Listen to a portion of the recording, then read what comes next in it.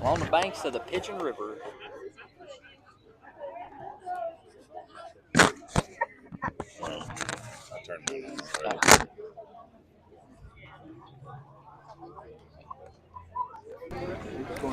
Baseball University of the Blue Ridge welcomes you to the Western North Carolina Scout Streaming Series presented by CamWood Bats. We're live from Canton, North Carolina, along the banks of the Pigeon River for a Mountain 7 3A conference matchup between the Smoky Mountain Mustangs and the Pisgah Bears. I want to thank our broadcast sponsor, CamWood Bats. CamWood Bats located right here in Haywood County, but serving baseball and softball players across the nation.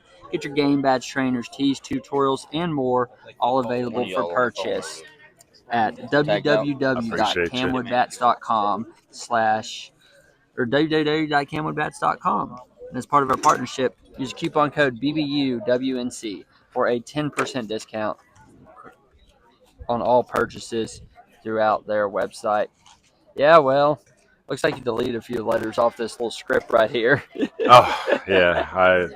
Tired. Let's just yeah. say we're really, really tired. Long drive yesterday to Hayesville. Yeah, it was beautiful up there. Beautiful drive, beautiful place. Excited to get up there and watch some Smoky Mountain 1A ball. But now we're here for some Mountain 7 3A ball all over the place this week. A lot of senior days. Yeah. Another senior well, day. We're getting 3, maybe 4 this week because Drone will be senior day. Possibly. They may have already gotten theirs in. I'm not sure. But, yeah, we've been a lot of senior days, been a lot of places. 3's a streak, man. We are at 3. So I want to go ahead and read in our – where is she at? Meineke Fleet. Where is she? Yeah.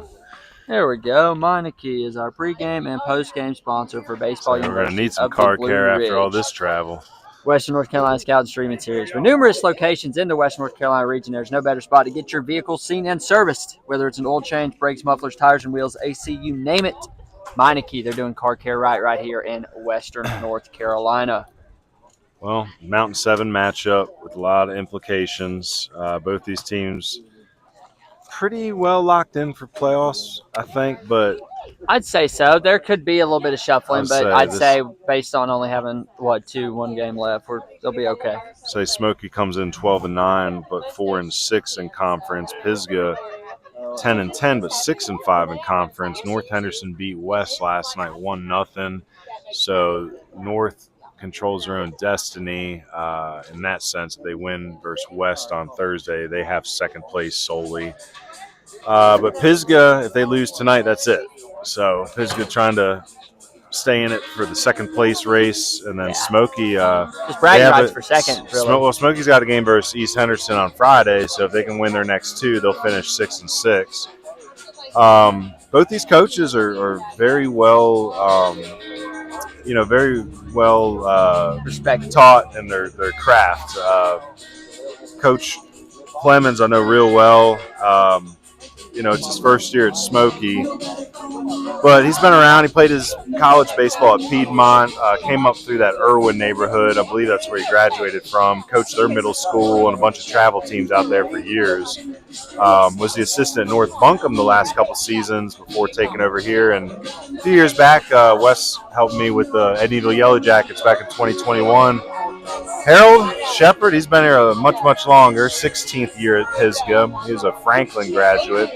Played a little bit of football at Western briefly. When he graduated, started getting back into coaching. He started the middle school programs at Bethel and Canton back in the early 2000s.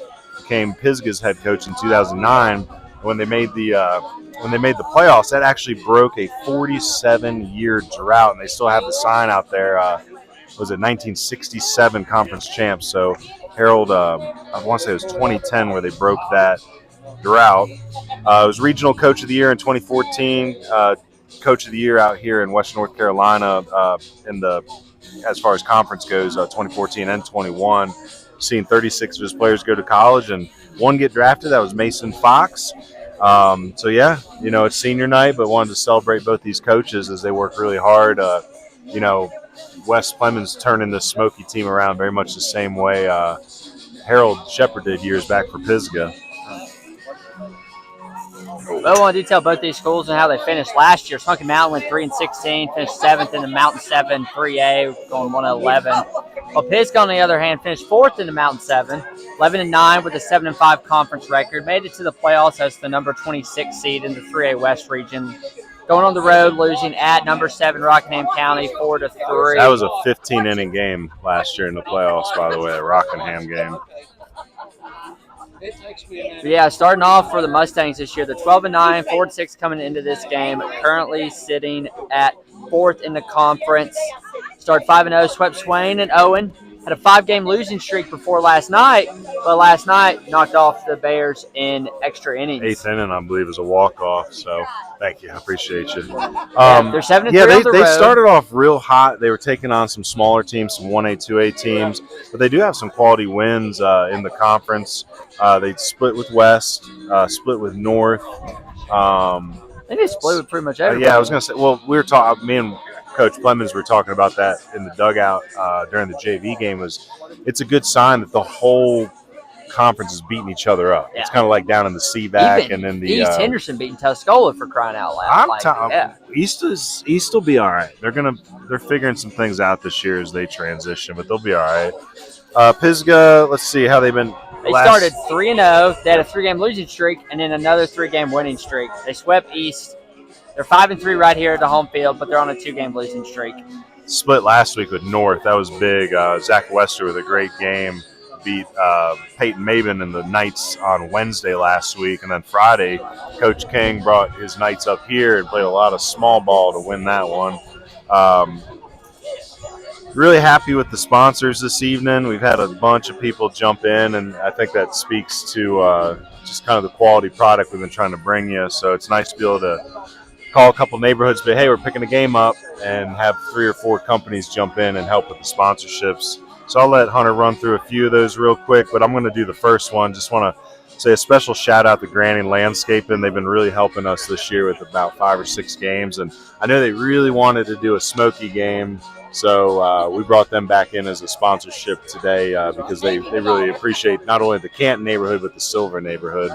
Yeah, well, I want to thank BH Granny. They're a travel sponsor, one of 2 tonight, helping Baseball University with travel expenses we encounter throughout the spring, including gas, food, and in some cases lodging. They're alongside tagged out hunting supply as well. But a little bit about Granny. Tonight's travel is proudly sponsored by BH Granny Landscapes Incorporated, mountain grown and locally known, and celebrating 20 years of service across Asheville and Western North Carolina. From athletic fields to outdoor living spaces, they build a reputation for quality landscape design, construction, and maintenance. A big thank you to BH Granny Landscapes Incorporated for helping shape the places we play, cheer, and grow on and off the field. I want to also thank our second travel sponsor, mentioned them just now, Tagged Out Hunting Supply. Tagged Out Hunting Supply is a hunting retail store located in Sylva, North Carolina. We are locally owned and operated. We have pro archery shop and a gun shop, and we carry lots of hunting gear. They also offer concealed carry permit classes. Yeah, I love the now that's a Western North Carolina sponsor. I love that. Yeah. Because last night, we had the outdoor store, Southern Outdoors and auctions. They do a lot of gun sales, hunting supplies as well. So we're big hunters and fishers ourselves. Hunter Street, obviously, big hunter, named after it. But again, we just really appreciate Tagged Out Hunting Supply jumping in last second too to sponsor. I want to thank our home team sponsors tonight, Prince Boat Dock and 828 Service Group, sponsoring the time that Baseball University puts towards marketing this game to coaches pregame and editing and posting highlights for the Pisgah Bear prospects with recruiting and scouting content on social media for the coaches postgame. I want to talk a little bit about Prince Boat Dock. Oh, man, it's summertime. It's time to get out there. What is that, Lake Fontana? Lake Fontana. Right? So Lake Fontana, I mean, what a beautiful scene out there. It's your picturesque mountain homes, lake house type setting for vacations. But I think you can rent a boat. Was it paddle boats too? I think all kinds of stuff. Just all sorts of stuff going on up there. So we had a rough year in 2024 with lean and everything. So tourism is back in Western North Carolina. Get up to Lake Fontana and check out Prince Boat Dock, Prince Boat Rentals. Well, how about our 828 Service Group as well? That's BMHB at AT&T.net. Well, they always just say, hey, put us down as a sponsor. You don't need to tell anybody about it. So I'm assuming that they do great things. Not really. This ain't like no Sopranos type business or nothing here. A cover. No, this is just like, hey, thanks a lot, guys. But that's a 828 service group has helped us out a couple times this year with the Pisgah sponsorships. And then lastly, the away team sponsor is just simply going to be known as Friends of Smoky Mountain. We had a parent group step up and put a sponsorship down for us, and we appreciate them because Smoky Mountain's always been good to us, and we're hoping that we're good to them in the future as we place their players in college as well. Yeah, they sponsor our away team. Smoky Mountain Mustangs sponsoring the time, put towards marketing, scanning coaches pregame with editing and posting highlights for the Smoky Mountain Mustang prospects with recruiting and scouting content on social media for the coaches postgame. Like Ryan said, a family wanted to step up and fill the away team sponsorship. They appreciate all the hard work that Baseball University has put into helping Smoky Mountain baseball from our inception. They wanted to help us to use the away team sponsor space tonight to tell you a little bit more about our Baseball University services and missions. So we'll have some filming and some prospect stuff coming up later on throughout the broadcast. Yeah, let's jump into where are these alumni playing at? Well, I was going to say there's a lot of alumni that come from the Smoky Mountain neighborhood and the Pisgah neighborhood. Gavin McCoy graduated a couple years ago, worked with him through the Baseball University program. He's at Brevard College, saw him a few weeks ago when they were playing NC Wesleyan.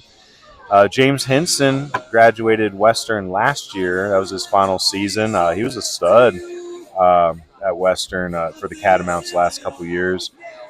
And then we got a couple special ones. Zebby Matthews, he was a Walters State JUCO guy. Then he went Western and was drafted by the Minnesota Twins and made his major league debut last season. He's a control artist, fills the zone up.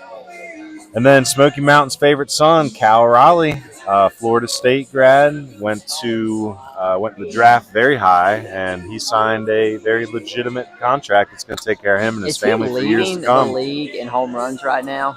I believe so. Switch hitting catcher. I know he's the first to 10. All I got to say is this, man. Cal Raleigh is by far the best switch hitting catcher in Major League Baseball, and that's coming from an Oriole fan who's got Adley Rutschman to cheer for each night. Enjoyed. Hey, how's it going? You doing all right? Got a lot of friendly fans coming to say hi tonight. We're in it. We're in it. We're in it. No press box tonight. We're right down behind the screen. But yeah, Cal, I got a chance to coach his cousin Brody over at Christ School, and it's just a wonderful baseball family. Todd Raleigh would come over there a lot. He used to coach at Christ too. So I know that Western North Carolina is proud of those young men we just mentioned. Again, it's not every day that you can have a Major League Baseball connection to your neighborhood. Pisgah, great group of young men have come through the last few years. Titus Bleckley, who's down at Mid-Atlantic Christian University playing in the USCAA. Walker Fox, killing it at Mars Hill, raking. So keep an eye on Walker Fox's name. Younger brother of Mason Fox, he was a GW, Gardner-Webb grad. A few years back. He was drafted, played for San Diego, and just hung it up last year after a little bit of independent ball. Matthew Roberts is still working hard down at Fayetteville Tech. He started hitting low nines last season. Eli Rigsby, older brother of Owen Rigsby, who's in this game, is at Rockingham. Levi Medford, I believe, is in his senior season up at King University. And also shout out to Luke Pinkston. Worked with him years back before we decided to turn the focus to football. He's kicking at Maryville, so left-handed kicker on the gridiron. Tonight, you'll have probably the starting lineups introduced by the PA announcer. So instead of going through the whole lineup with you, let's just focus on a few prospects. For Smoky Mountain, very proud of these two young men. Worked with them through the Baseball University program. Weston Winchester committed to Waynesburg University up in Western PA, right on that West Virginia border. Going to play for Coach Peltier. Ethan Gilder, who made his commitment a couple months back to Caldwell. Ethan came down to our prospect filming in November last year and got in front of Coach Deaton, and everything worked out really well for him. We might see Ethan in this game. He pitched in relief last night but stayed under 30 pitches. For Pisgah, 2 commits. Carson Allison heading up to play D2 ball at Bluefield State with Scott Considine, Coach Considine up there. And Ford Jones, the drop-down submariner, sidearm slinger, is going to Brevard College, play for Coach Crone next year. Ford will be in the outfield tonight. A couple players to watch on each side. For Smoky, Lane Plemons, your starting pitcher, but he can play pretty much all 9. Very good baseball genes, just a gritty ball player. A couple more juniors coach told me to look out for was Andy Moore and Trace Phillips. And then a few sophomores in the lineup that we want to mention. Luke Rogers, we saw him back in November, got his early films done, playing shortstop tonight. Josiah Ash, another sophomore at third base. For Pisgah, I'm not sure if we're going to see Landon Wright if he's healthy yet. He's been dealing with a few arm injuries this year, but he's an arm that we definitely want to keep an eye on for the future. Zach Wester pitched last night. He'll be at second base tonight. He's another solid arm. Here's our Popcorn Player of the Week 2 weeks ago. Maddox Wright, I'm a big fan of Maddox. Raw, needs to mature a little bit on the baseball field, but tall, left-handed swinger, can play center field, shortstop. I really think the sky's the limit for Maddox Wright. Boone Carver, one of the top 26 catchers in Western North Carolina, will be behind the plate. Isaiah Mintz, big fan of him. Utility guy, he's going to be in center field. Owen Rigsby, still trying to figure it out, see if he wants to follow the same path as his brother and play in college. Solid arm, high 7s, probably touching 8 for Pisgah. And tonight's starting pitcher, junior Braden Surrett, is another name that we want to get a look at. Utility guy at one of Coach Shepard's main pitchers. Woo! That's a lot of prospects. Well, it's also speaking to both these programs. They've worked really hard this year to get into competition, improve their competition. And even though there's been down years in the past against specifically Smoky in the last few seasons, the history's there. Everything is there at both of these programs to build strong contenders for years to come. I know here on the Pigeon River, like you were saying earlier, this field here had been wiped away twice in the last 4 years, I think. One was just a real bad storm a couple years back, and then obviously Hurricane Helene last September. So to see how beautiful this field looks with all it's been through, hats off to the Pisgah neighborhood and all those that helped to restore it. And if the parents of the senior baseball players could please meet in the home bullpen at this time. They're going to get ready to start calling out senior night. I don't know if they're going to do lineups or senior night first. I think they'll do senior night first. I think it's a good time that we can go ahead and throw up our most recent commit. Oh, yeah. Celebrate our boy Kyle Shaheen up Saw there him last night. Yep. He went 2 for 2. A couple walks, a couple RBIs up there for Hayesville versus Murphy. Left-handed swinger going to play for Coach Morrison over at Bob Jones University down in Greenville. I think that's a good one for you kids to look into. Not too far from home. Bigger school, too. Bob Jones, about 6,000 to 7,000 people. A lot of good degrees. Strong Christian culture there. Very strict. We were joking with Kyle yesterday. He's probably not going to be able to hold his girlfriend's hand there, but it's okay. You guys need that adversity. But, yeah, congratulations to Kyle. Going to be a Bruin. I like the school colors down there. They put a lot of money into that old Greenville Drive Stadium where the travel complex is. I want to say put about $1 million into making that the new Bob Jones University home field. That's awesome. You ever play down there when you're growing up in that little sports complex, the old Greenville Drive Stadium? I want to say it's off like Tiger River Road. Tiger River, yeah. And young people who have worked diligently to improve in the sport of baseball. So we're going to go ahead and quiet down for a minute, let the PA announcer go through the senior night information, and then we'll come back, talk a little bit about our power rankings, our Poppy's Player of the Week, and get into the Meineke Fleet keys to the game. This time, Pisgah High School would like the seniors and their families to please come forward to be recognized. Senior first baseman, Carson Allison, son of Becky Allison, his brother Asa, and his twin sister Chloe, and grandfather Mark Jemison. We love grandfather. Carson plans to attend Bluefield State University in West Virginia to major in business and to continue his baseball career.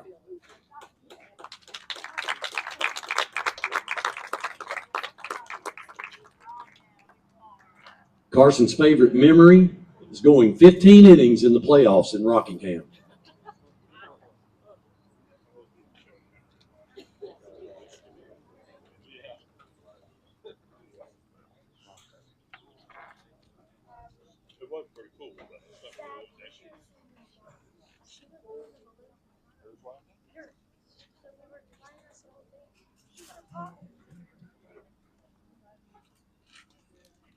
A hand for Carson.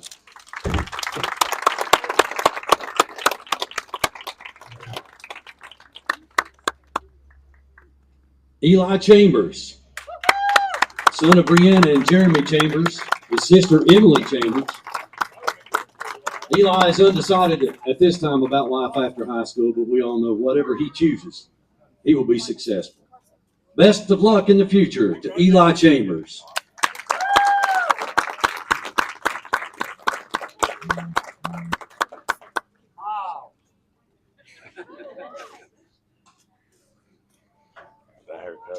Eli's favorite memory is throwing a no-hitter against Tuscola his sophomore year.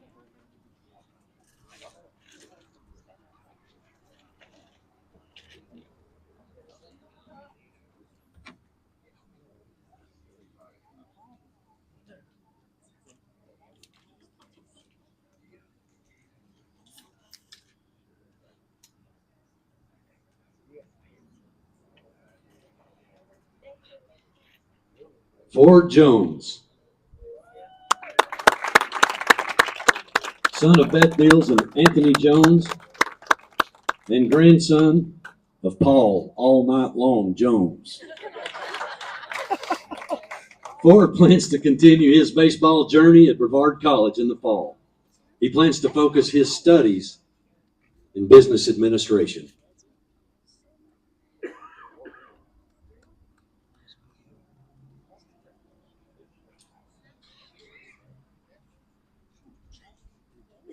Ford's favorite memory is bullpen shenanigans with Braden.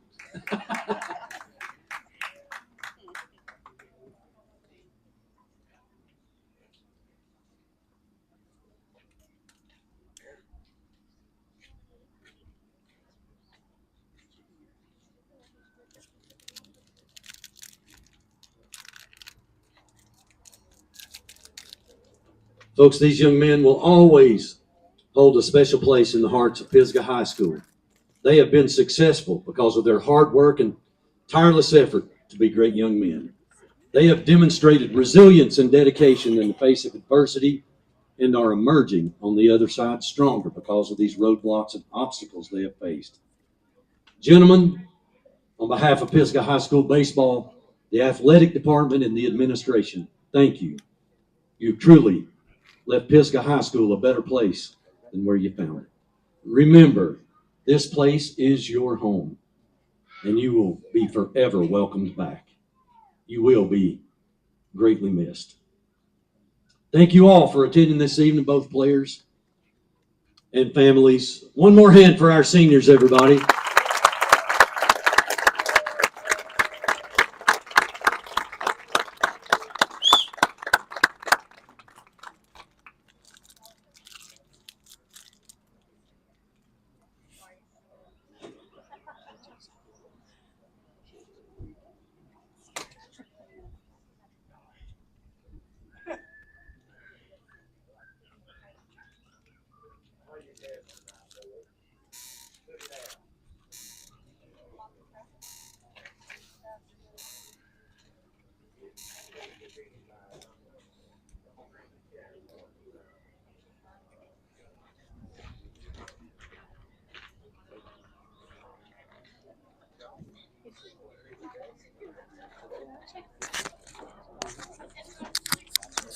Oh, it's been good to see senior nights.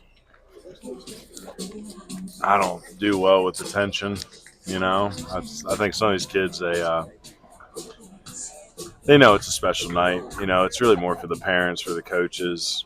I think sometimes they get a little overwhelmed with the attention. I don't even really remember my senior night all that much. I think probably something similar. Parents may walk this out, but we also didn't grow up in a generation with a lot of these banners and. Well, it's one last time on your home field you've been playing on for some of these kids probably been playing on these fields for like 7, 8, 9 years. So and they've been growing up together since they're little babies. But they'll look back at it one day, and you know, like I actually found my old high school letters and numbers the other day. You know, I never did get a varsity jacket; it just wasn't my style. I didn't get one but I either. did keep the letters and everything. I never got a jacket, but I did. Kind of wish I would have, but never did. Good for them. But yeah, let's talk about our most recent player, Poppy's handcrafted popcorn player of the week. I'm a big fan of this young man. It's Malachi Dato of East Rutherford. Malachi had a really good week.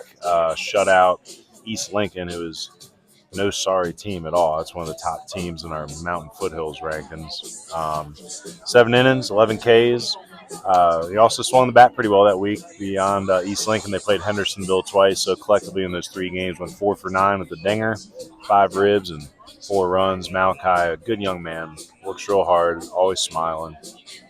Coach Reynolds sent me Malachi's address today, so we'll get a bag of popcorn in there, the Asheville mix, and a Poppy's handcrafted popcorn player of the week certificate. Congratulations, Malachi and East Rutherford. Woof, what a good season they're having.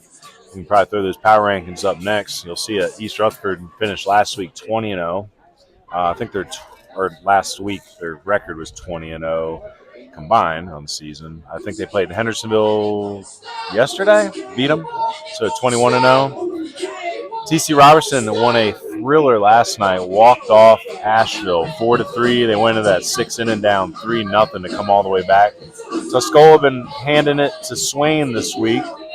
They beat them yesterday, 10-run rule, and they got them tonight for their own senior night. So I think Tuscola has games left against. Actually, no, they're done. They're the done whole after conference. Swain. They That's added right. 2 with Swain. They're Now, done. Asheville, they dropped that game to TC. We're going to be there on. Actually, we're going to be there tomorrow to see that championship game, to see if TC wins it outright or if Asheville can be a co-champ. RS finishing this week versus Brevard, I want to say. But yeah, the Mountain Foothill 7 has been beating each other, or the Mountain 7 has been beating each other up a little bit. The MAC's been beating each other up a little bit. So these rankings on the 6 through 10 have been in, been in flux over the last few weeks. Currently, Reynolds jumps all the way up to 6, and North Buncombe sneaks back on at 10. Down in the foothills, Burns lost to Cherryville on Monday, so South Caldwell can defeat Watauga tomorrow night in the Northwestern Championship. I bet you they'll be our new number 1. Crest, I think if they win tonight versus Forest View, or tonight or tomorrow, they'll clinch the Big South. North Iredale still swinging it out with North Lincoln, so they might just be co-champs. It will be interesting who does get the 1 from that and gets seated higher. Yep. Cherryville stays on at 10. I have a feeling they'll be on the rise after beating Burns last week. Stuart Kramer lost the other night to Kings Mountain. Lincoln Charter has an important game tonight. I think this is the final conference game for Lincoln Charter. And East Lincoln finishing up with Ford or Statesville? States. Not Ford, not Hickory. Might be Statesville. Yeah. But we'll do the power rankings throughout the playoffs as well and see how everything settles down. Thank you again to Ion Outdoors for sponsoring our power rankings each week. Ion's also going to be a sponsor, I believe, for the game tomorrow versus Asheville versus TC. Let's see here. Keys to the game. I mean, we're way ahead on things. So this is the first time that we're actually going to be able to go through our keys to the game with a nice pace. Yeah, let's go ahead and read them in. What makes Meineke the smart choice for your fleet? Solutions to meet the needs of any fleet, including fleet leasing, self-managed, rental agencies. Meineke is proud to sponsor the Meineke Fleet Keys to the Game. Well, got some playoff implications today. I would say that's our first key is just playoff implications. So you got to treat it like a playoff game. Whoever wins this game is going to get a leg up on those rankings for the 3A. Both these teams, I believe, are in a good position to make the playoffs. But again, these games do matter, so playoff mindset tonight. Key number 2 is dedicated to North Henderson coach and former Edneyville head coach Wade King. If you can't bunt, you can't hit. That's something that Wade King used to say all the time. However, if you can't hit, Bunt. Yeah. And that's where Pisgah has been working really, really hard on their small ball game the last couple weeks, and it's been paying off. So we'll see what happens. They only had 2 hits last night in that extra inning thriller versus Smoky, and we were at that North Henderson game where they basically beat North with bunts. So we'll see what sort of small ball they got. You can kind of look at their grass a little bit. It's a little high, no base path, so it plays to their game. And then lastly, key number 3, who's tired?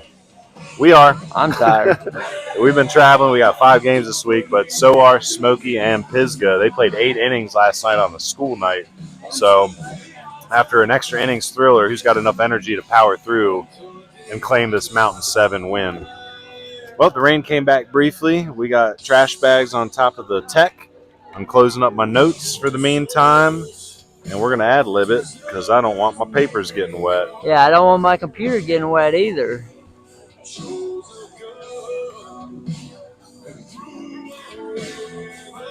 Last night, again, one big shout out again to the Hayesville community. Hunter and I, after the game, as we were getting ready to leave and cleaning up, we were talking about driving into town to grab a meal. And Hayesville's head coach, Joe Jack Seller, says, no, you get up here and celebrate our senior night with us. So we sat down at that long table, broke bread, ate a good meal, talked to the players, talked to the parents, hung out with Coach Sellers a little bit, and just really took in the whole Hayesville baseball community, the experience, which I think a lot of our bigger schools down here could learn from their community. When you're that close-knit, you depend on your neighbor, you can make special things happen. And if you get up to Hayesville, you're going to have to go check out their baseball facility. Their indoor facility is high level. There are D1 programs that would be jealous.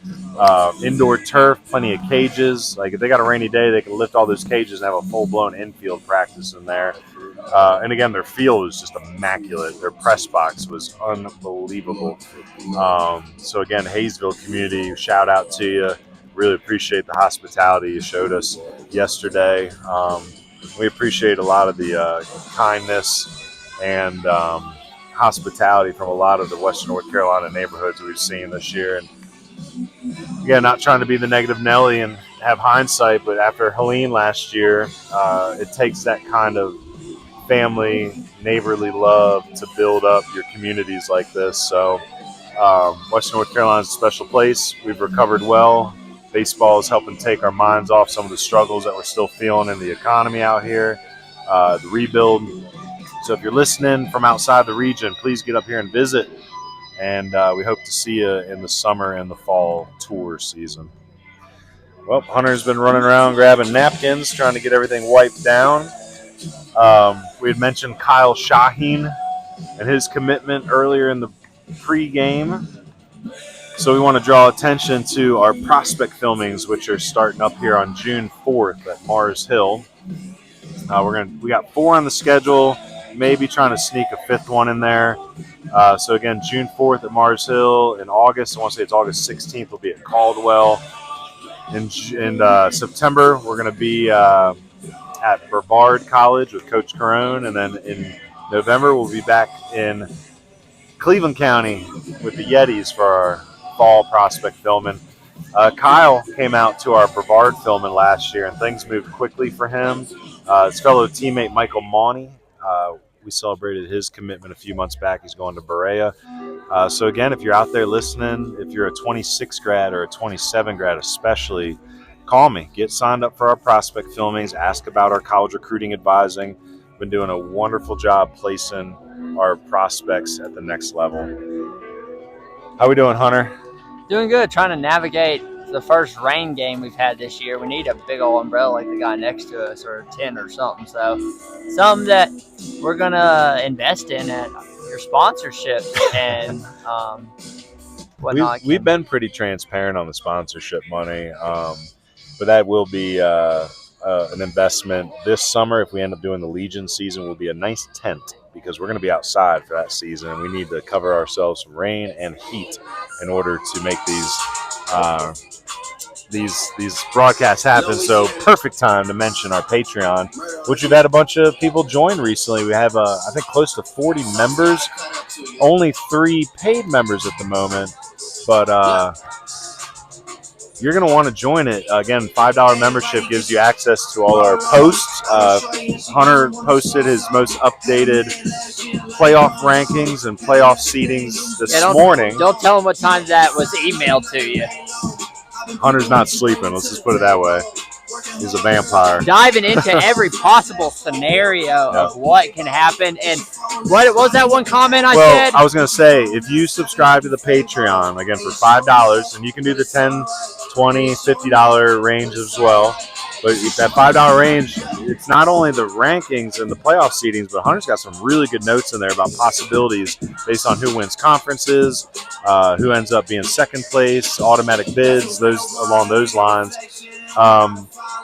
So, join our Patreon. I think on our YouTube, we can do Super Chat now, but we're looking at crowdfunding as a revenue stream to keep building on these broadcasts. And the high school coaches know exactly what we're up to. We do everything through the high school programs. That's what separates Baseball University from the rest of the recruiting industry, is that we're actually trying to use community baseball to keep costs down for high school prospects. Some families will tell you they'll spend upwards to $3,500 to $10,000 for certain college recruiting programs. You're not going to see that here at Baseball University. Very reasonable costs. And we do a lot to teach our kids how to be autodidactic, self-taught, do their own research. Because not only are we trying to get you prepared for college baseball, we're trying to get you prepared for the adult world. Learn how to live on your own, problem solve on your own. So, looking out here into the field, I see a couple familiar faces. Jared Penland, new assistant coach for the Smoky Mountain Mustangs. He was the JV coach in the first in the JV game this afternoon. We got here. Jared was an excellent pitcher at Tuscola, left-handed. Went down to USC Union for a couple years. Did really well. Got up in the mid-eights, about 87. Had college opportunities to keep playing, but decided to hang it up after 2 years at Union. He's going to be a good coach. He's a smart pitcher, left-handed. He's over here playing football with some of the other pitchers. Again, Wes Plemon hitting fungos out here. Big fan of Wes. Played NAIA ball at Piedmont. So if you know anything about NAIA ball in the 90s, 80s, 90s, 2000s, it was just real gritty. I mean, you every game was ended with mud, blood, just lots of grit with NAIA ball. So I think Wes Plemons was the perfect man for the job when that Smoky Mountain job opened up after Coach Ellenberg hung it up. Coach Ellenberg did a good job. He's there for a number of years. Ladies and gentlemen, high school coaching gets hard when you have a family, and that's usually where I see a lot of guys starting to take breaks. I know Coach Charlie over at North Buncombe stepped away last year as well. Andy Runyon taking over. I was in the same position. My kids are 9 and 10. Get to a point where you just want to see them grow up a little bit. So, nice little passing of the torch here at some of these high school programs. Justin King, we were talking to him earlier this morning. Justin's getting close to 20 years at North, right? How many is he at? I think it's 18 at North, 14 as a head coach. Was he an assistant at North? Yeah, he was assistant for 4 years at North under Coach Rice. And then before Coach Rice, there was Coach Rhodes. And before Coach Rhodes, I think it was 1 year Coach Street. And then I think Coach Dalton and Coach King was I think he coached at North. I think he coached at Edneyville. You go around the Mountain 7, you got Zach Shepard at Tuscola, which I've always thought was hilarious. Like Tuscola and Pisgah was such a rivalry that they both have a Coach Shepard. Yeah, spelled differently, though. Yep. West Henderson, you got Jackie Korn. Jackie won the state championship in 2023. He was a North grad, coached with them at North for a couple years. East Henderson, new coach this year, taking over for Daniel Korn, was Steve Sumner. Tough start, but I think he's got a good plan. There's a lot of good young arms on that team. I expect East Henderson to have a much better season next year. Coach Greenwood over at Franklin. Coach Greenwood has done an excellent job this year because Franklin was essentially like a nothing burger in conversations earlier in the year, but Hunter's most recent playoff updatings have some surprising developments for Franklin. Yeah, I think Franklin's going to be able to play their way in. It depends on how they finish with East. I mean, didn't they won the first game? Mm-hmm. They beat East Henderson last night. I want to say 9-3 or 9-6.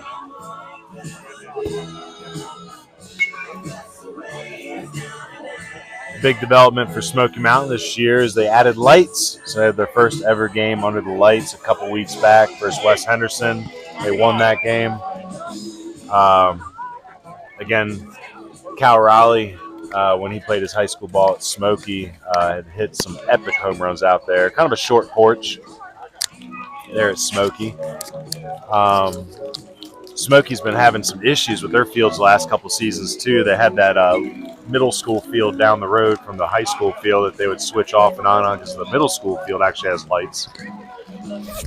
Rain has returned for a minute. I try to cover keep up. everything dry out here. Woo! Feels like Florida baseball here. Yeah, just pop-up showers every 2 seconds, it seems like. Well, we are in a temperate rainforest, technically. Yep. The ironic part is when we moved down here in 2014, not the main reason, but one of the things that we really liked about the area was like the temperate weather. Like when you look at the nationwide forecast for year in and year out, this was actually one of the calmest weather systems year after year. You can't say that anymore after we experienced a hurricane in the mountains last fall, and been dealing with them forest fires the last couple of years too. I'd probably say that goes all the way back to like 2017, 2016. So interesting times living in Western North Carolina. Yeah, we should buy a tent, guys. So if you want to be our tent sponsor, we can slap your logo on a tent and our logo side by side. Ooh, that's a good The idea. tent sponsor, and you just pay us however much, and we'll set. It'd be good for not just rain, but for sun, because we've had some situations where, like Christ School, the iPad overheated. Why? Because it was sitting in direct line of the sunlight in the afternoon game. Luckily today, it's kind of cooled off with this afternoon shower, but keeping a recycling bag, trash bag over our tech being outside is not making me any less stressful right now.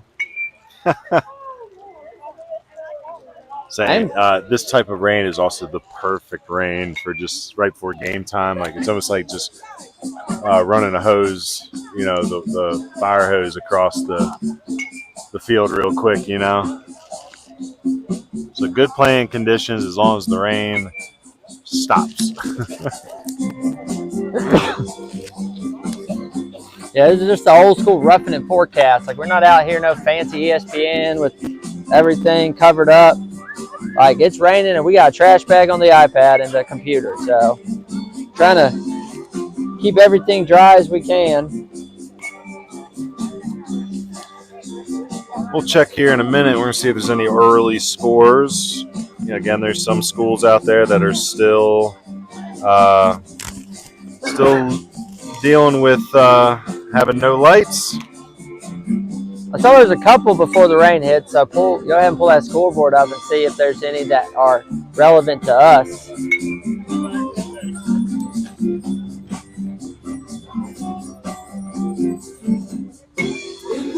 Few in progress. Looks like Swain and Tuscola have started.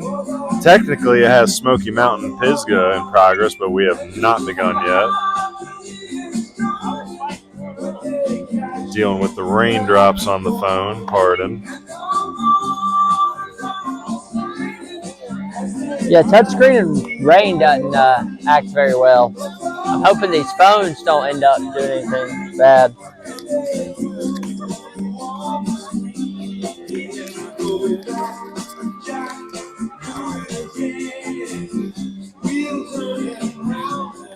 In the 4A West, McDowell and Mitchell have started. That's an interesting 4 versus 1A. That's about it out of the 4A is playing today. Check in on the 2A and the 1A.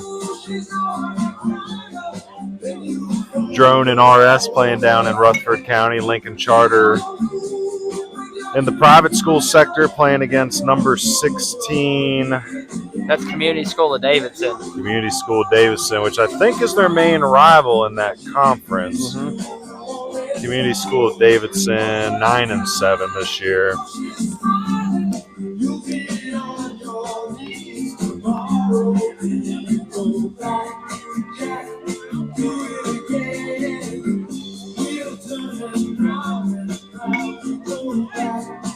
In the 1A West, Polk started their game versus Rosman. And Highland Tech playing Cherryville this evening. Highland Tech, good team, but I don't know. Cherryville is just pretty dang strong. Coach King just texted me and said Apple Valley, after setting the school record for this year for wins with 5, they just won their first playoff game 5-3. So congratulations to Apple Valley. For y'all that don't know, I was the first head coach in Apple Valley history. Hunter was my assistant. Our first game, we won 0 games. Our first season, we won 0 games. Although that team ended up being pretty good in high school. A lot of player development.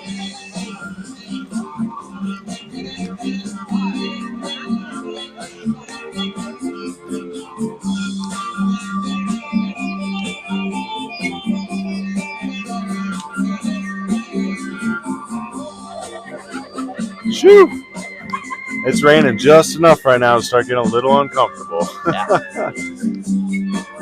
Saying Major League Baseball news, after the Orioles got shellacked last night, they're playing the Yankees today. They're currently up 3-2 in the second inning. Oh my Lord, it's a miracle.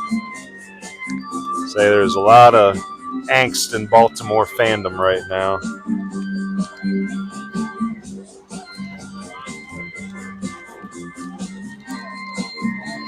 Well, how we doing? I hope nothing bad happens. Is it worth unplugging and just walking inside? I'm going to keep it going. Okay. I'm going to keep it going and see what happens. I think we'll be able to clear this here soon. Oh, yeah, it's a little wet. Umpires and Coach Shepard walking to home plate. Let's see if Coach Plemons saunters out to start this thing. Say there is a bit of an overcast here from just looking around. You got blue skies kind of behind us here out past the right field foul pole. But as you head from right to left, it gets pretty dang gray. Well, we've got company here today. We've got a couple of radio broadcasts. One in the booth up here, the hometown one, and then the away team one. They were kind of doing what we're doing. Somewhat smart, had an umbrella. They brought an umbrella. We didn't. But they probably experienced a rain game every now and then, and we haven't. I'm hoping that the raindrops don't start pushing buttons on your... Lordy, lordy. Well...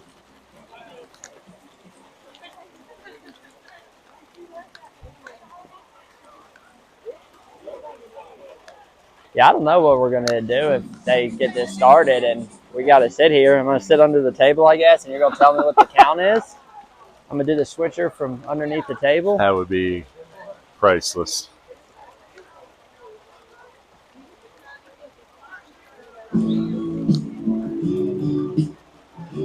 Yeah, I think we're going to Walmart and getting a big umbrella on the way home. What I'm wondering is if we can find someone with an extra umbrella that might be able to put us down underneath the, or get us underneath an umbrella here for a minute.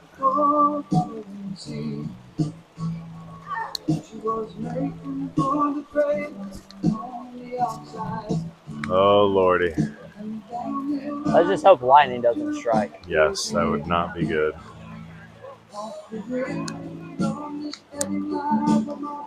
Well, we're in our first ever rain delay, Baseball University rain delay. Maybe. I don't know, but both. Good evening, baseball fans, and welcome to the Charles Wells Complex. Tonight's game is between the Smoky Mountain Mustangs versus the Pisgah Bears. Tonight's lineup for the Smoky Mountain. What's interesting to me is if they do start this game right now, Andy Moore. That's a wild card factor, just being wet, just out of nowhere. You never know if that means you can't get a hold of the ball, playing second base, can't find the strike zone, might have people tripping around the bases, slipping in the infield grass. Playing first base, number 5, Josh Mitchell. At shortstop, number 1, Luke Rogers. The third baseman, number 8, Josiah Ash. Playing right field, number 9, Joshon Gunter. And the catcher, number 15, Hunter Cole. The reserves are number 4, Gio Buchanan. Number 6, Cody Kilpatrick. Number 7, Ethan Glider. Number 10, Waylon Uhalde. Number 12, Will Clonch. Number 13, Tyee Jones. Number 99, Calvin Hoffman. Number 18, Trace Phillips. And now, Bears fans, here's your starting lineup. Playing center field, number 14, Isaiah Mintz. We're going to let the PA announcer The pitcher, speak here number while 1, we Braden Surrey. get some more Playing paper first towels base, number and 15, start cleaning Carson up as Allison. the rain Playing left field, number lets 2, up Eli just a Chambers. little bit. Catching, number 8, Boone Carver. The shortstop, number 4, Maddox Wright. Playing third base, number 18, Owen Rigsby. Playing second base, number 5, Zach Wester. Playing right field, number 1, Phil Jones. Player reserves are number 6, Ren Harding. Number 9, Dominic Carver. Number 13, Landon Wright. And number 12, Mason Young. Ladies and gentlemen, please stand if able and remove your caps as we honor America in the playing of our national anthem.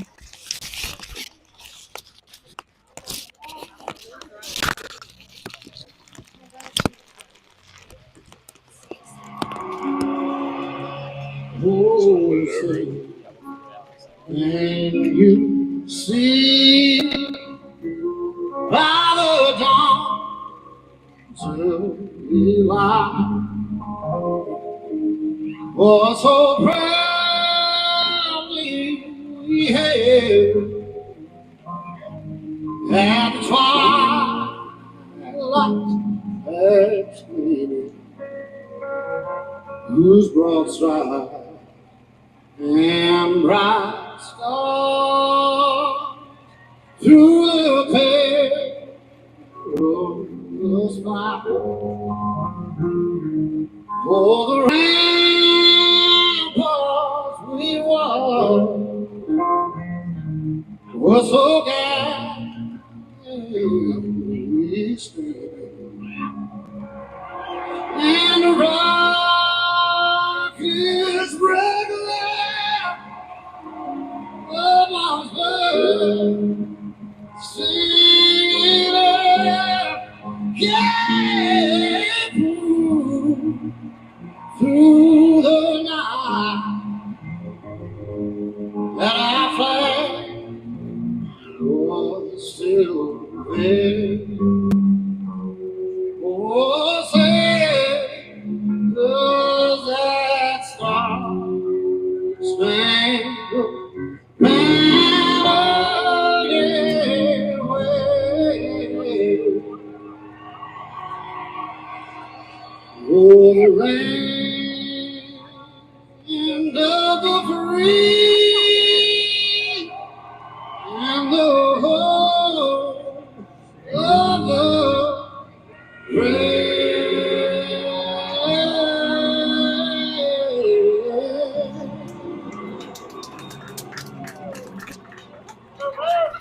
Well, Stapleton, that was the Super Bowl recording. I was going to say, I thought that was the Bleeding Gums Murphy rendition, and it was long enough to let the rain to pass, so thank you to Pisgah to delay it just a little longer.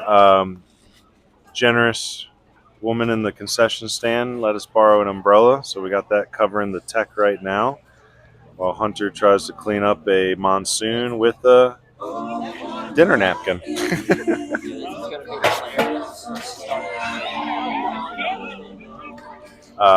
Why don't you go see if the concessions... Oh, you got a whole freaking pouch full. Okay, never mind. Just gotta wipe it off the table. I need a squeegee for this mess. Holy moly.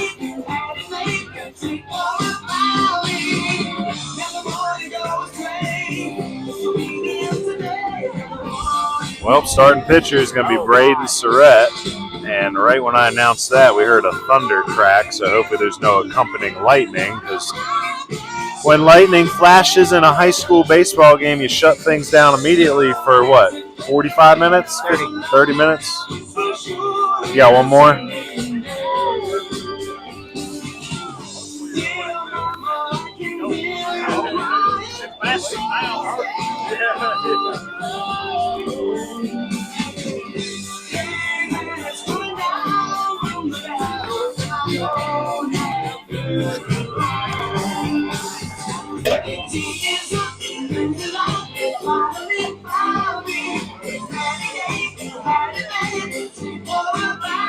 Good for now.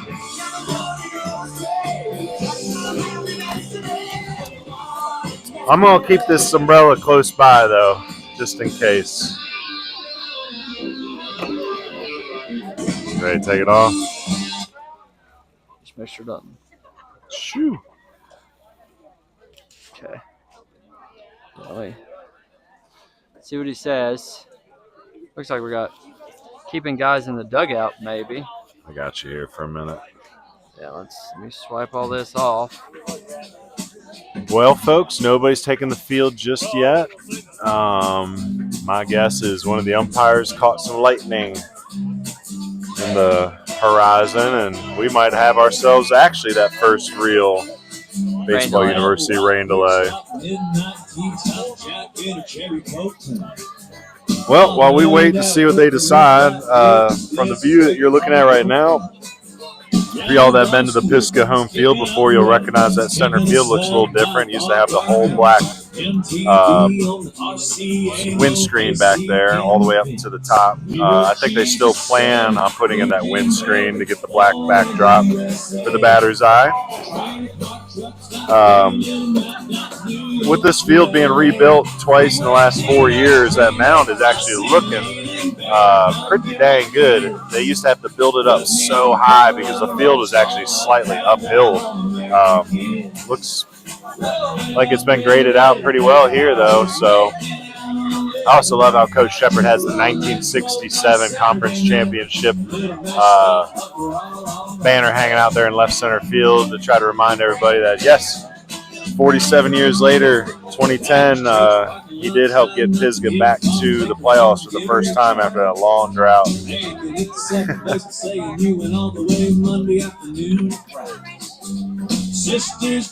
So hopefully we got a couple college coaches tuning in tonight. I know I was really excited to send the link to Coach Peltier up in Waynesburg.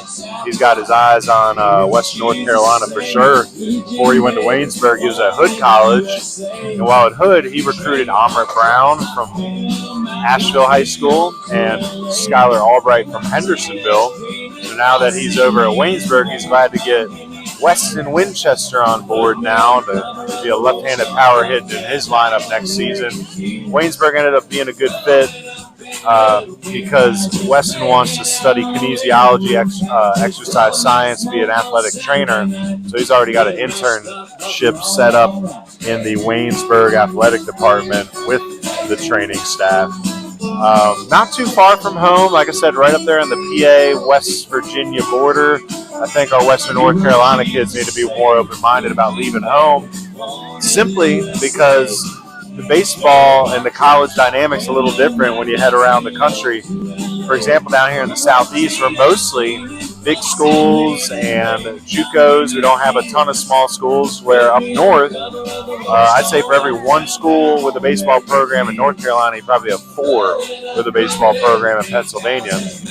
So lots of places to look beyond PA, but Weston is a pioneer, and we appreciate him, and we think there's going to be several other people following him to Waynesburg in the future. Ethan Gilder's the other name we mentioned in that dugout. He's going to be playing for the Cobras, Caldwell. So maybe Coach Deaton's checking in. Coach Deaton's had his eyes set on Western North Carolina for a while now, bringing a lot of our top prospects into that JUCO system. You get on the other side, Carson Allison heading to Bluefield State.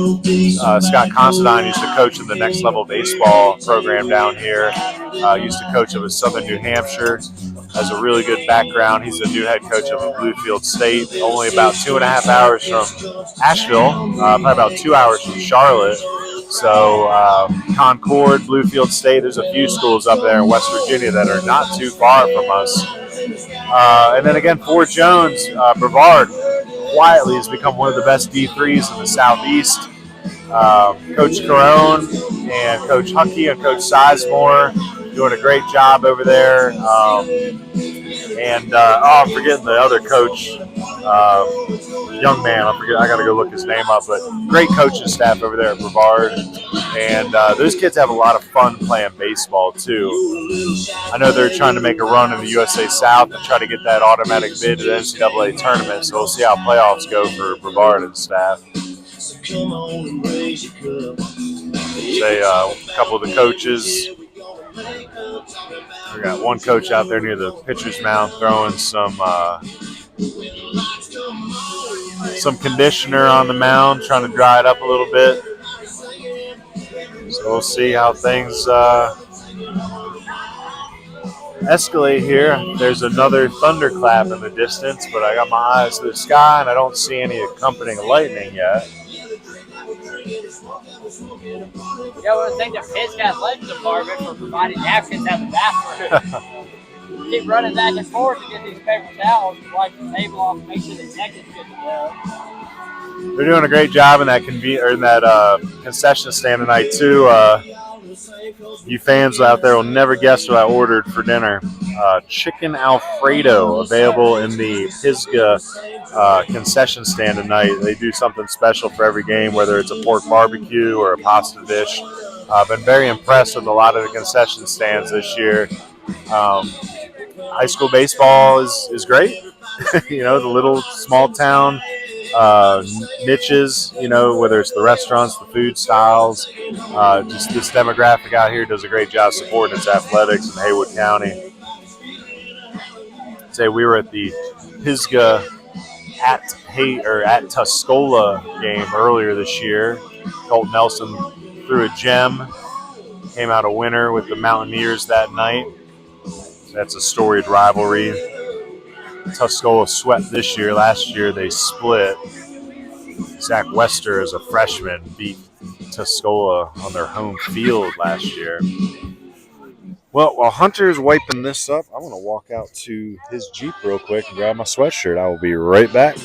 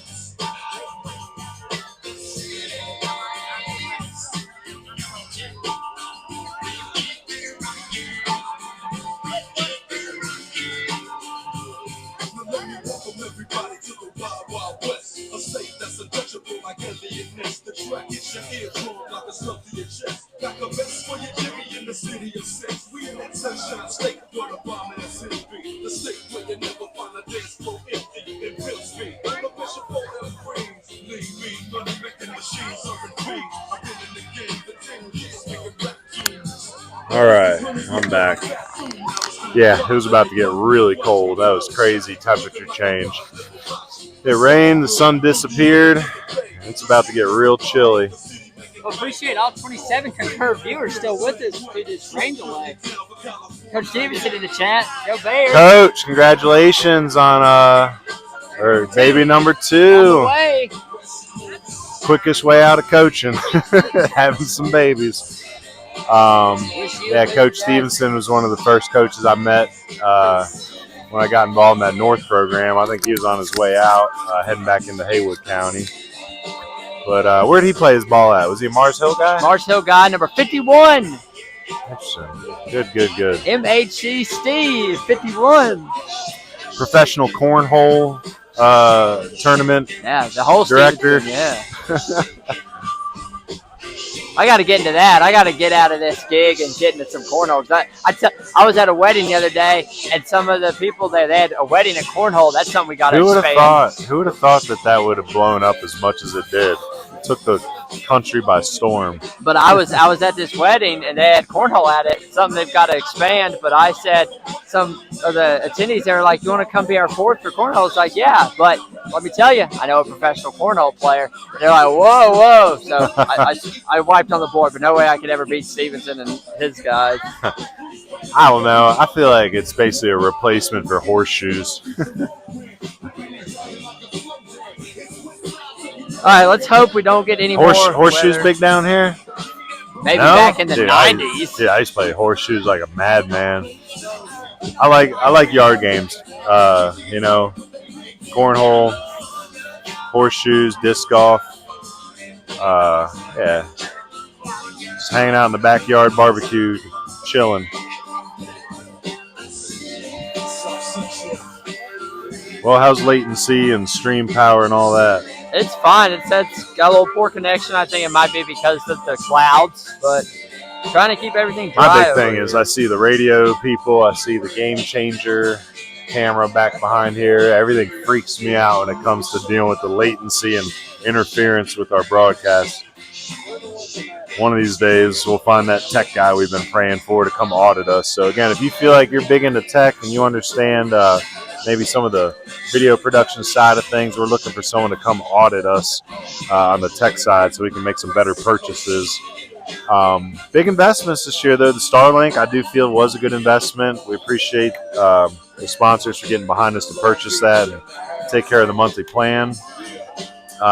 There's Starlink sponsor next year. Yeah, right. That'd be a cool name. Call Elon.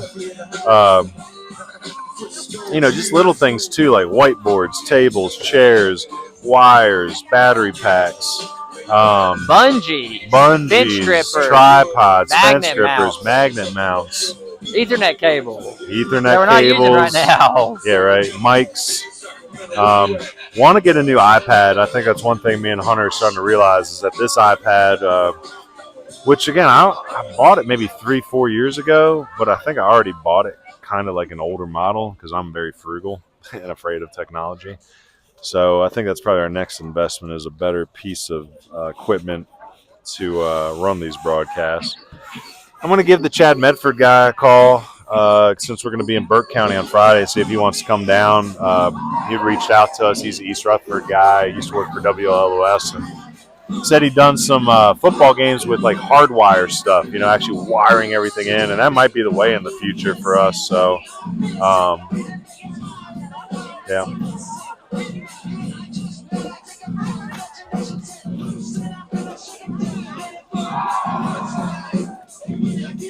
Got some antics in the away team dugout, rain delay vibes, tic-tac-toe in the baseball. You ever done that? Yeah. Go back and forth. Yep, done that. So they got to be careful out there not to get too exhausted from their antics, though. They were already coming off an extra inning game. How much energy do they possibly have left? They've been in school all day, too. I mean, they are young. Kids have that energy. It's crazy when I was teaching, I taught for 10 years in Maryland at Aberdeen Middle School and Cane Creek when we moved down here and then Apple Valley. And you would get middle schoolers walking in with coffee and like Frappuccino drinks in the morning. And I'm like, what are you doing? Why do you have a coffee? And they're like, oh, I'm tired. I'm like, yeah, we had coffee when I was your age. It was called being in 7th grade. So I've seen a lot of these kids from a very young age. Lane Plemons, who's starting on the mound tonight for Smoky. I've known Lane since he was in 6th grade. Original Yellow Jacket when we started up the Yellow Jacket program back in 2020. One of the hardest nosed, grittiest ball players, loves baseball, loves working hard, funny human. Again, Weston Winchester in that dugout too, one of the kindest individuals you'll meet. Captain of the football team. He's going to be a big presence in that Waynesburg dugout one day for Coach Peltier. Smoky's a gritty community, a lot of close ties to Western, being up there near Cullowhee. Was it the battle, or their main rival, I guess, historically is Franklin. And in football, I know they have is it the Battle of Cullowhee Mountain or Battle of Nanyala or just something up there that it's big for their football games. They probably bring it into the other sports too. Again, we weren't too far from Frederick the other day, Rabun County, Georgia. Raven Gap up that way. We used to play them in the private school sector when I was at Christ School. Now that's a boarding school where Christ School mostly has North Carolina kids. Raven Gap's, their endowment was probably 10 times as big as Christ School's, and they're getting kids from like the Dominican Republic and all over the country. So that's Coach Wright up there at Raven Gap. I know that they get some of our Western North Carolina kids. They've gotten a few in the past. Jameson Madden was a name. I think he was out of Cashers out that way. He went to Raven Gap, worked with him a little bit. Went down to Covenant College, I want to say, before transferring back to Union. Either transferred back to Union or Wake Tech. Well, very comfortable weather now. Rain has stopped. It's in the evening, so lights are on.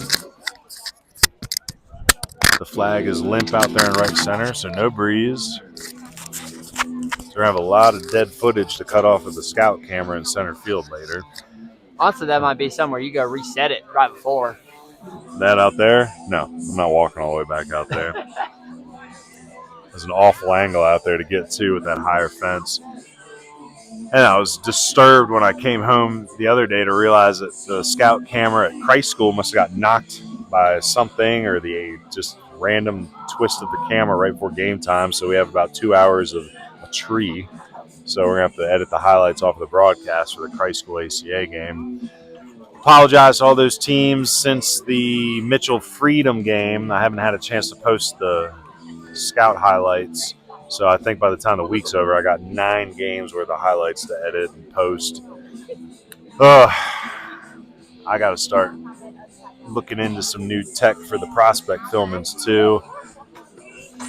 A lot of the tech is what they call it, planned obsolescence. So after a few years, everything makes their upgrades. And even though the tech's still functional, it doesn't work with the operating system. So gotta love it.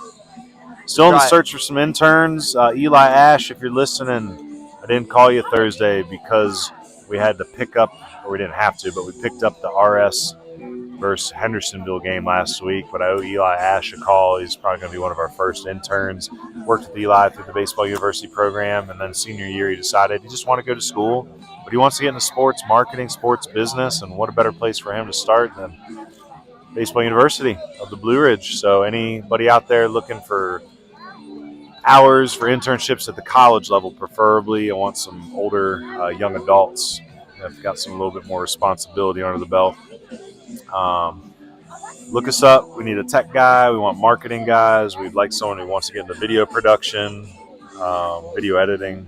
And we'll go from there. So if you come in and do a good job, we'll figure out how to keep you on board. You know, Hunter did a great job over the last couple of years and put me in a position where when we were able to expand, I've been able to get him on board and pay him like a real employee the last couple of months. And we'll see how long we can keep that going. But that's kind of our model is come in as an intern, work your butt off, and if you're too good to be true, then we're going to try to hire you on and keep you around for a while. So, well, Hunter, I guess while we're chilling, why don't you go ahead and show them all the camera angles tonight that we're going to have. Yeah, you got camera 1 behind home plate up on a cross post on the chain link with a net. Camera 2 on the first base line looking down towards third and left field.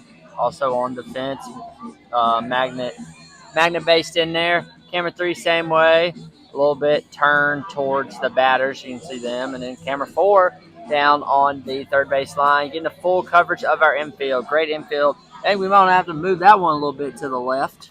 Kind of must have got knocked or something. Can't see third base anymore, but it's okay. You're getting the infield.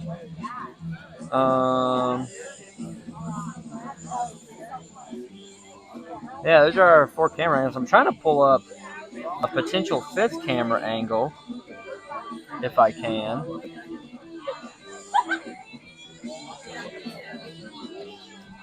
Say the camera angles, if we were talking about needing an intern for the production side, like Hunter tries to do play-by-play commentary while also running the production. If we could get ourselves an intern to run the Switcher app, that would give us more freedom to work on content, because that's the hardest thing. I've noticed Hunter a few times. I do the same thing. Like a play will happen, you're just so enthralled by it, you want to call it that you forget to switch to the camera angle. Like Mitchell the other day, when everyone's like, "Check the replay on that home run foul ball call." It's like, sorry, we were watching it. We didn't switch cameras in time. Well, let's see if I can. We're playing. Let's see. We're playing some dugout golf here in the Smoky Mountain clubhouse. Here on the Pisgah side, chatting with the umpires. So our angle now, we're live. Hey, everybody. There you go. Ryan Cook, Hunter Street here, reporting live from got County. the label on there and everything. On TV. It's so funny because the delay that you're seeing live right now is kind of delayed in on our app. And you can see there's some inception for you right there. Look at that inception. Yeah, so for you potential interns, you can see this is the program that we're using. And for y'all that stuck with us last year when I was doing this by myself, you can see how much more advanced it was. Well, last year I basically just got show an iPad up. flipped in here, and I'm going to go ahead and flip this thing around and show y'all. Uh-oh. Wow. So this is where we're at. Set up here. Got our little iPad, and you can see what we got. We got this checking our data. 28 of you concurrent viewers, 130 views already as we approach an hour 30 minutes of a broadcast so far. We ain't got done anything to say, yet. Ryan? Always. So just this is Starlink. This is our way of seeing, and this is our view for tonight. So take away the chain link, you can put this up here. Very beautiful field. Yeah, show them the CamWood Bats. say CamWood Bat, player of the game. Say appreciate Mitchell Whitener up there at CamWood Bats, always getting these done for me. Where's Wiley Ballard and his seesaw of a hot dog or a thing of ice cream? Oh, yeah, we're Lordy. going to switch out of this one here. Thank you guys for staying with us through this rain delay. Yeah, jeans are wet, jacket's wet, everything is moist. Hopefully the tech isn't.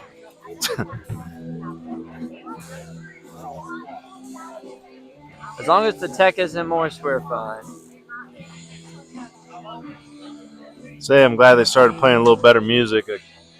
So we got here, they're playing a lot of the new stuff, but now we got a little Rush playing in the background. Working Man, great song. Used to put this song on every night at the end of the night when I worked in Baltimore when I was younger. I worked in a bar called the Laughing Pint. Shout out to the old Pint members. I think the bar is defunct now, but it was an arts bar. We won bar of the year in Baltimore. And when we closed down at 1 each night, I would throw Working Man on by Rush. It was a great place to work. No TVs in that bar/restaurant. How you go watch the O's or we the put on the Raiders? radio. We tried to do a Monday night listen, like we'd do Monday night like hot dogs and stuff and put on the radio, but it's a bar, people talk and they hang out, so that didn't really work too well. But my boss, Shannon Cassidy, she ended up leaving that job and starting a band called the Use Stamps. I don't know, I forget the name of that band she started, but she was a good boss, learned a lot, supported my transition from baseball. I used to work for Baseball Factory back in the day in the 2000s and went back to school to become a teacher, and that's where I worked in the meantime to pay the bills. Long journey down here to Western North Carolina. So my baseball started up in Maryland, from Carroll County, Maryland. First coaching job was Aberdeen High School under Tim Lindekamp and Bob Arnold. That team ended up going to states, I think 2 years after I left. I enjoyed helping build that program up. It was more of an urban, like kind of a vein of Baltimore. So we struggled a little bit with baseball, but we used our STEM magnet to try to attract some of the county kids to Aberdeen. And some of those guys are really smart baseball players. So they come on over to the STEM program, and we built around that. Say Aberdeen, Maryland is an interesting place. It's home of the Aberdeen Ironbirds, which I think they're actually shutting that team down. It was started by Cal Ripken back in the early 2000s. Minor league affiliate A-ball team for the Orioles. Ooh, big old explosion out in right field. I thought they were burning some brush earlier, but they might be burning something a little bit more potent after that sound. Over to Hayward County. Yep. Sound like spoke to the umpires. What'd they say? They're going to try to go in about 10 minutes here. 7:56 based on the last lightning strike. Umpires are calling the Mustangs to go warm them up. So hopefully we get it under here in the next 10 minutes. I'll go ahead and throw this 10-minute countdown up on so we can let y'all know we're about to get started. That's a great app. Look at that. That's just the future right there. Countdown. Great little countdown. Say Meineke benefiting today. Our pregame sponsor been getting a lot of airtime. So again, I appreciate Meineke through the Driven Brands name. Driven Brands owns several organizations. Meineke's.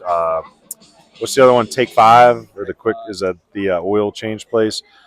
Different fleet organizations, but there was a West Henderson grad whose father is a big supporter of us that works for Driven Brands. It's got behind us this year for this Meineke pre and post game show.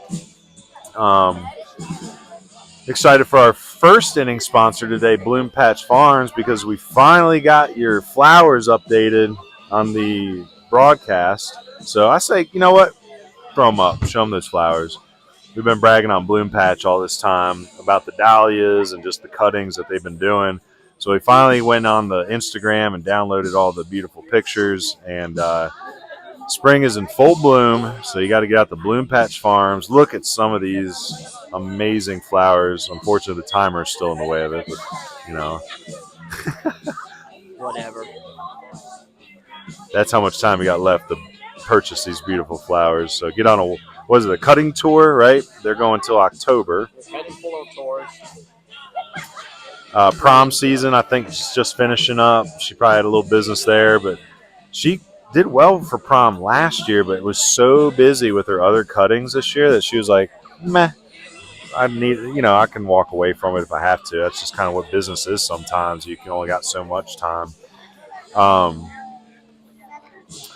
I know I don't usually have time to keep up with our garden in this manner. I mean, we plant veggies and whatnot, but it takes some real time and dedication to put flowers together like this in your yard and keep them looking good. My wife would tell you, and I love her to death. I hate to say this, but she'll be the first to tell you she'd kill it. Anything pretty we've ever brought in, we usually forget to water it after about a week. So, speaking of my wife, our anniversary is Saturday, and we usually celebrate it by forgetting it together, which is always nice. Last year, my parents texted us on our anniversary, and we both had forgot it. And my parents texted us happy anniversary. Like, oh, yeah, it is. It's easy to remember, too. I played third base a lot. You know, it was my favorite position growing up. 5-3 is the put out for a ground ball to third base. Our wedding anniversary is 5-3. I know your daggum anniversary, Bear. Not going to spill your beans or whatever. That's how 12 years. That's how you get into your iPad. Oh, yeah. Right, yeah. Don't give away all my secrets. But, yeah, 12 years. Appreciate her. Being a baseball wife is not easy. It's nice that, like, I don't know. It's just, it's a toleration. You know what I mean? She's not obsessed with baseball. She's like, yeah, whatever. You know, my kids don't love it. My kids didn't really want to play past T-ball. I didn't push it. Baseball's in a weird place for the youth level. I was talking to Coach King about this the other day about Knox and some of his games. How old's Knox now? Like 10, 9, 10? We were just talking about how, like, there's so much yelling, right? It's like the parents are yelling, the coaches are yelling, the players are yelling, the umpires are yelling. It's a lot of yelling. You know, it's not necessarily angry, resentful yelling, or it's just more or less like, I don't know, I feel like it's an urge to communicate, right? Like, oh, you got to just let them play. Let them fall over. You know, my son, when he was playing T-ball, and this is when I knew he probably wasn't going to be a competitive athlete, they hit a ground ball back up through the infield off the tee, and the coach was like, go get it, and all the kids running after the ball, fighting over it, too. You know, they're jumping on, dogpiling. And my son just kind of looks at him, walks into the dugout, and grabs another baseball and is yelling at the kids, like, hey, there's like all these balls in here. You know, so he's looking at it more practical, like, why y'all fighting for that ball? There's plenty of balls for everybody. So we'll see. You know, I don't push it on the kids. I think every kid has to figure out what they want to do. Biggest thing as a parent is just don't let them be lazy. Make them do something. If they ain't going to pick it themselves, then you got to pick something for them until they get motivated to find something themselves. So, well, Pisgah and Smoky are back out throwing the ball around a little bit, trying to get re-warmed up.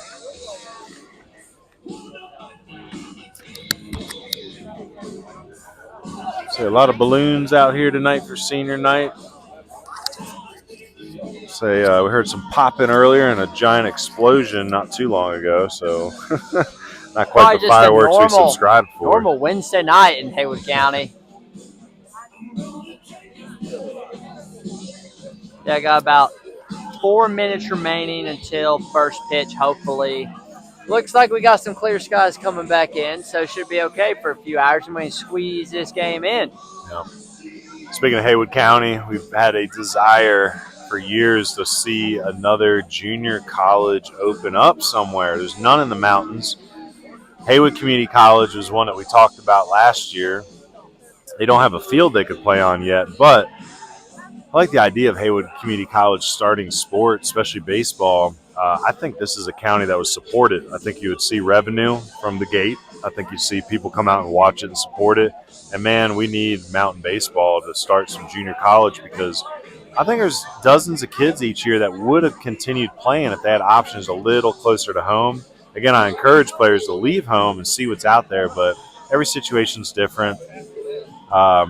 It'd be nice to see 2 open up here. I think your main candidates would be Blue Ridge Community College, which already has the facilities. We just got to get them on board. I've been told they would never do sports again after the debacle in 2012. I think there was some money laundering issues with the original baseball team. But, yeah, Blue Ridge would be my first pick. AB Tech, now that Asheville's got lights, that might be a dual field. They might even be able to use McCormick a little bit early in the season. But AB Tech, I think, could support a baseball team. Any sports at AB Tech already? No. Southwestern, up next to Smoky, I think they could support a team, especially if they took that middle school field and invested some money into it down the road. They both have lights, the high school and the middle school field. They might be able to give one to Southwestern. And then lastly, Haywood Community College, like we mentioned, I think that would have the most support. It would probably be either Blue Ridge or Haywood. You would see the people come out. We saw how many people came out for the Honeycrisp when they started summer collegiate ball. You got Isothermal down the mountain in Rutherford County, I think would be a good target. And McDowell Tech would be another one. So what was the one you were talking about yesterday when we were out in Hayesville? The Tri-County? Oh, Tri-County Tech is in the upstate of South Carolina. That would be a good place to start one, especially if they gave state tuition to North Carolina and Georgia kids. In, Blairsville, Union County, I believe.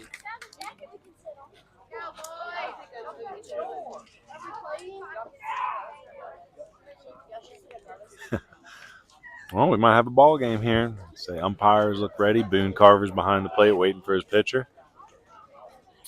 Pisgah breaks it down and saunters out to the infield. And here's your starting pitcher, Braden Surratt, Jr., taking the mound.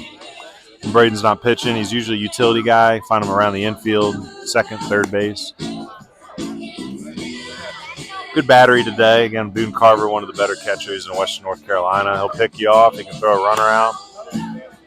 Knee down guy, blocks up well, but you know how some of those boys can get lazy back there. No turf today, so all real blocking. Around the infield, it's Rigsby at third. It's going to be Mason Wright, the tall shortstop, left-hand swinger. We like him a lot. He's a short. Wester pitched yesterday. He's at second base. And Carson Allison, very good defensive first baseman. Not the tallest guy in the world, but, man, he works hard around that bag. He made state games last year. It's funny to see him go out to his position with Caden Davidson and Luke Nesbitt. Both those boys about 6'4".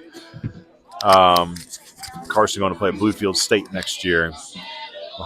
Out in the outfield, Eli Chambers, the senior and left. Isaiah Mintz, like Isaiah, he's a good ball player. Out in center. And Ford Jones out in right field. Ford having a good year batting out of the 9-hole and playing right field when he's not submarine pitching. Good athlete, does little things well. Well, again, want to talk about our first name sponsor, Bloom Patch Farm. We showed you some of the dahlia varieties and cuttings We're going to feature those at the midway point through the first. I want to thank Miss Sumner over at Bloom Patch and throw up all her information. Being our first team sponsors, we get started here. All right, let's pull out the scorecard from underneath the table. Now that everything's not soaking wet. Leadoff batter is going to be left-hand swinging Andy Moore. He's your left fielder. Leading off for the Mustangs, number 2, Andy Moore. Oh, boy, look at this paper. It did get wet in here a little bit, didn't it? Try to keep everything dry as we can tonight. Ball 1, first pitch of the game in the dirt.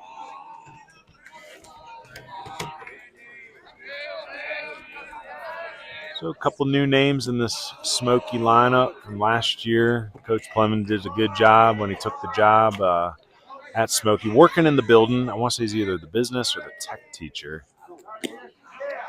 But right when he got in, he immediately started 6 a.m. workouts and doing everything he could to weed out the week, and I think that's a great job as a head coach. You come in, you make it as hard as heck because, you saw the same thing when we started the program at Apple Valley. Every place I've ever gone to coach as a head coach, I always used to try to have a loud cut or force the kids that shouldn't be playing out early just with hard work. It's typically that kid who's maybe your 6th, 7th, 8th best player that's just not working hard. Maybe he's only out there because he wants to hang out. Well, you got to make it so hard they don't want to be there if you're going to want to win ball games. That's a full count long to start the game. Number 11, Lane Clemens. So leadoff walk here for the Mustangs. Here's Lane Clemens. We like Lane. I mentioned his name to a bunch of coaches that we sent it out to today. Lane's a guy that you kind of have a tough time pegging at the college level yet because he's such a good baseball player on the IQ side. And he's been working so hard physically. It's just a matter of the ceiling. There's good players at all levels. Is he going to be a small school guy like his dad was at Piedmont, D3, NAI? Is he go the JUCO route, or is he starting to flash those D2 high-level 4-year tools, which are, again, it's hard to climb in this market. Nice pick by Wester. They're going to turn it. Oh, it's on the transfer, I believe. Let's see what the umpire says. Oh, I do not like that call. Not a big fan of that call. I want to say Maddox Wright dropped it on the transfer, but I guess they're going to call that an E6, I guess, on dropping that.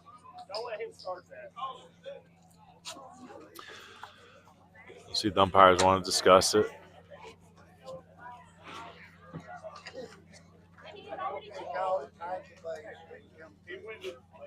So the umpires, I don't think, are going to reverse this call. Like you have the ability to. Well, you can get together with your umpire cohort and discuss it, I believe. But I guess we're going to put it down as an E6 as if Maddox Wright dropped it out there. Again, great play by Wester to wait on the line drive, get the short hop. Might have been able to turn it. Lane Clemens runs pretty well down the line, but we'll never know. So here's Weston Winchester, the Waynesburg University commit. And the big man squares the bunt, pulls it back for ball 1. It's funny, he had a home run last night, but yet humble enough to put the bunt down here early on. Say Weston, also a very talented football player, lineman, captain of the Mustangs football team this year. Had offers, had several D2 offers for football, but the kid loves baseball. He's going to go up and play Division III baseball at Waynesburg. Might have the opportunity to two-way there. Waynesburg, Western PA's got good football. So, Brody McMillan of North Henderson's heading up to Waynesburg as well. So a couple Western North Carolina athletes in that senior class heading up to Western Pennsylvania. Ground ball. See, do 2 again here. Wester for 1. Okay. Well, Maddox Wright. he kind of shook his head out there too, like golly. So he almost dropped the transfer again. Weston, not the fleetest runner, so they're still able to turn the double play. So 4 to 6 to 3 is the play. So 2 outs, and Andy Moore over at third base now. Now coming to play. Well, number 3, we kind of Jason expected Shepard. it to be a little chippy with potentially second, third place on the line. Playoff berth, both teams around that cut line, so already getting started that way.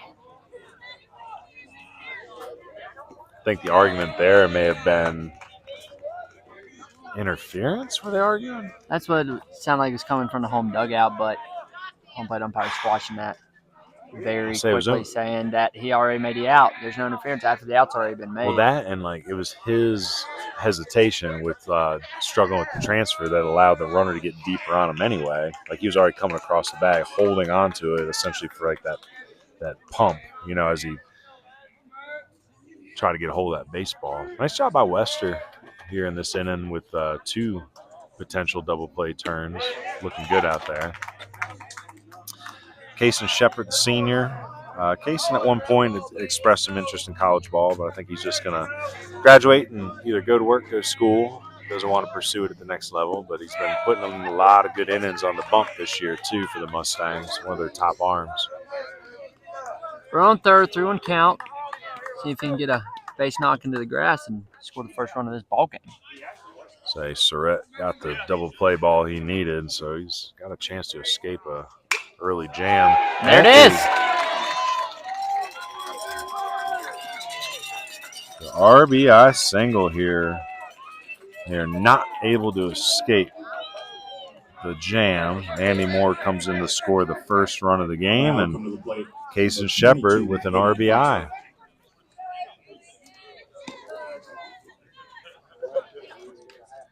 So he just got a text message. Nate Tang, we talked about him at that RS game. He's been up and down on JV and varsity, but hit a big old grand slam in JV yesterday. Watching that highlight.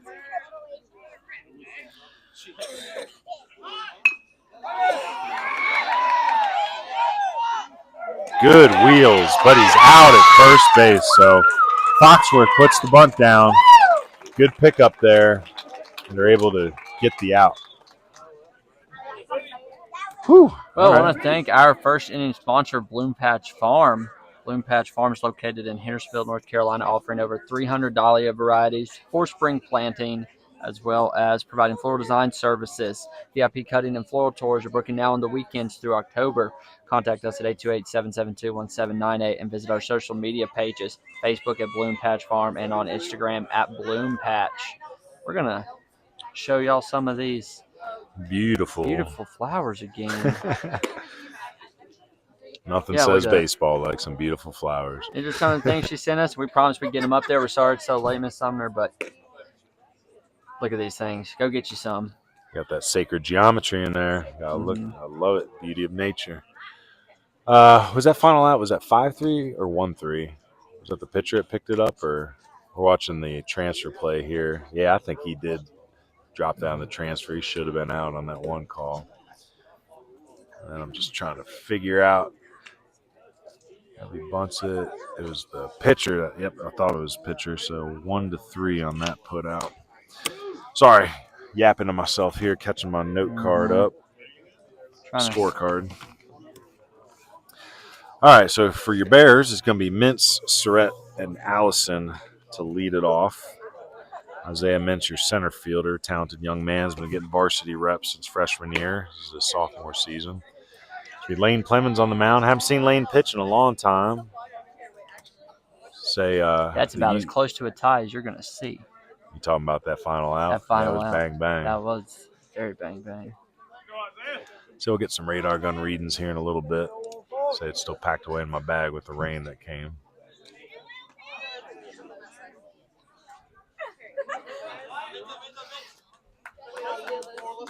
So 1-0 here in the bottom of the first. Senior night for the Bears.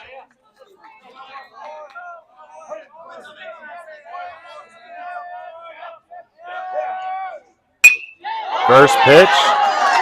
Line drive single by Mintz. Made mincemeat of that one. Absolute barrel.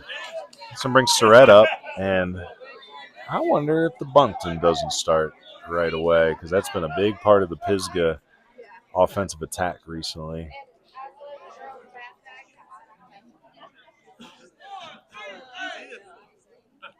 Whatever works. Looks like Pisgah's using a number call system. Yeah, Coach Shepard notorious for that. Second pitch of the game, a strike on the outside corner. The catcher tonight is a young man. Hunter Cole is a sophomore. He's being DH'd for, but the defense is strong enough to put him behind the plate. That's a good sign for Smoky, for some of these young underclassmen in the lineup. Four more. Billy said so. Where's Billy? There he is. Here's the pitch, curveball. Might have ourselves a double play opportunity. Oh no, ball is booted by Rogers there at shortstop. So it's going to be an E6. So an E6 on each half of the inning so far. Mintz safe at second. Carson Allison, your first baseman, strong athlete, still looking to get a little more elevation in his swing at times, but he's a gap-to-gap hitter. He can hit that ball really hard on the line. And you know that he's locked in when he's shooting that ball to right center field. So on senior night, trying to make it magical. Only 3 seniors for the Bears. Allison with the bunt, and it's a good one. It's going to stay fair. Cole picks it up, throws the first, gets Allison by half a step. A great sack bunt. So 2-3 on the putout. Everybody moves up one with 1 out. It's good mountain baseball right there. Number 3 hitter still humble enough to square. Now play for the Bears. Number 2, Eli Chambers. Think that ball rolls foul? I just don't know if you have enough time there knowing you have the out. You know what I mean? The grass a little high here at Pisgah too, so. Eli Chambers, the second of 2 seniors, sends a ball to right field. That's up and into the glove of Gunter. It's going to be plenty deep enough to get Mintz in and tie this game. So sack fly, RBI.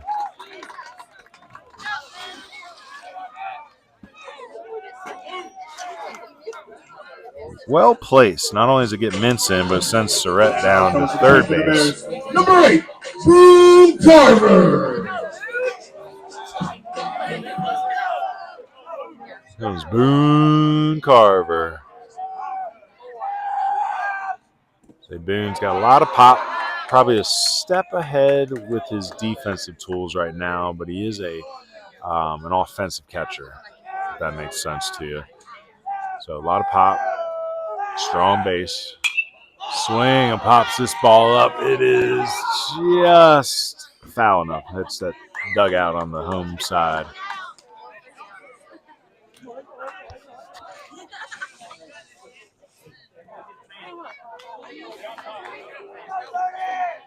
How far of a drive to Silva from here? Say it's not too much further up the road, right? What, 40 minutes maybe, something like that? There's a pop fly to right. Could be a little trouble there, but he hauls it in. Yep. Say he got on my sight for just a minute, but he has hauled it in there. That's Gunter out in right field. 3 outs, 1 in. I want to talk about our Patreon. Want to help support Baseball University of the Blue Ridge? Visit our Patreon at www.patreon.com/bbuniversitywNC. The more financial support Baseball University of the Blue Ridge can earn, the more coverage of Western North Carolina baseball we can bring you. That includes the College Tour Series, the High School Scout Streaming Series, American Legion Post-70 coverage, weekly media content, highlight films, and more. Choose which tier is right for you at www.patreon.com/bbuniversitywNC. Stay connected to Baseball University across all platforms. Like and subscribe on YouTube at www.youtube.com/@bbuniversitywNC. And like us on Facebook at Baseball University of the Blue Ridge. Follow us on X, formerly known as Twitter, and Instagram at bbuniversitywNC. And check out our website at www.baseballu.org. Second inning brought to you by Hill Tax Solutions. Hill Tax Solutions, the official tax preparer Baseball University of the Blue Ridge, and they've been in business since the mid-90s. Go over there if you need to file a return or an extension. Tax season sort of in full swing, but kind of on the extra inning route. I think we're like in the 8th, 9th, 10th inning. But thank you to Hell Tax Solutions being our second inning sponsor. If you haven't thought about it all yet, well, you're in behind. trouble. Hey, got a good text here. One of our Mountain Heritage parents says they're going to donate a canopy to us on Friday. So they said they only used it 3 times, and I don't know what Drones Field looks like on Friday, but if we're outside, plenty of thanks to our Mountain Heritage families bringing that canopy to us.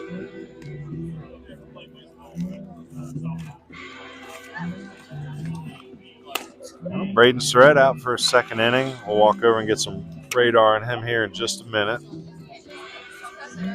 It's going to be Josh Mitchell, Luke Rogers, and Josiah Ash up here in the Smoky Mountain Mustangs half of the inning.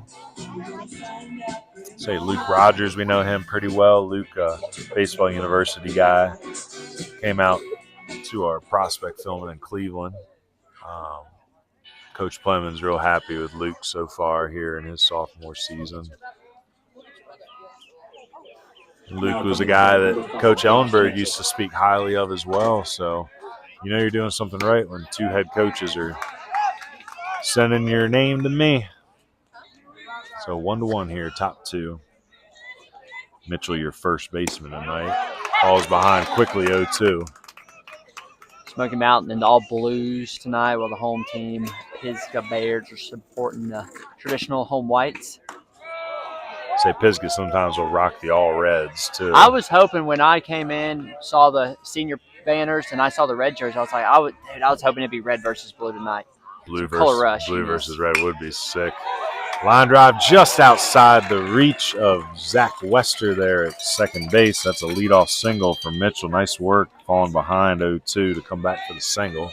Good effort. Get the uniform a little muddy in this They wet had the all reds, and if there was any sort of interference out there, Pisgah and a Smoky player ran into each other and wanted to turn into purple.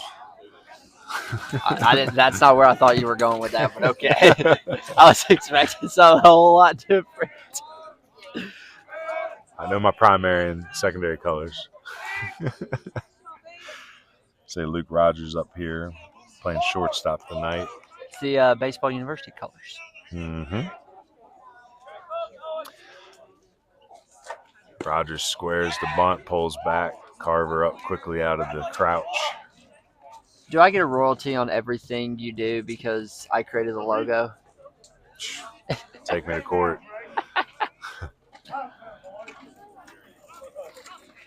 Not a big lead. Give me a graphic design degree instead of that statistics degree. There's a pickoff attempt by Carver. Oh, he might be wasting his time on that one. I say Mitchell's primary lead was short. Secondary lead is not out there yet, so don't force those throws. It's a very short lead over at first. There's the bunt right back to Surratt. He's going to go to first for 1. So sack bunt for Rogers.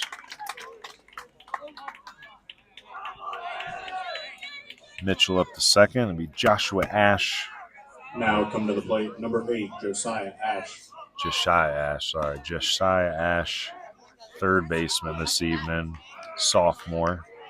I think he's a next-level baseball guy, too, with Coach DeArmas and that Montreat crew. Hey, Monte. Hi, Reagan. How was your day? It was good. How was yours? It was good. Say base coaches tonight. Got Coach Plemons down at third and Jared Penland over at first base. Say Jared, a good addition to the Smoky Mountain pitching staff. Where did he go to high school?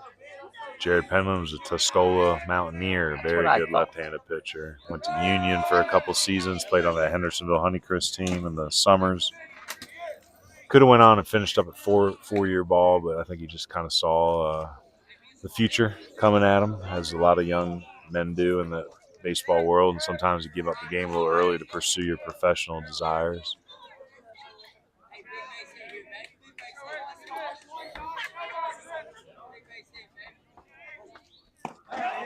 There's a pitch in the inside corner.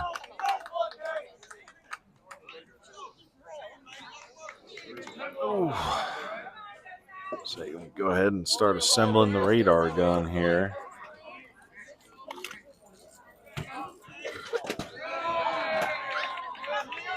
So 3-1 count here. The bottom of the lineup, number 8 hitter.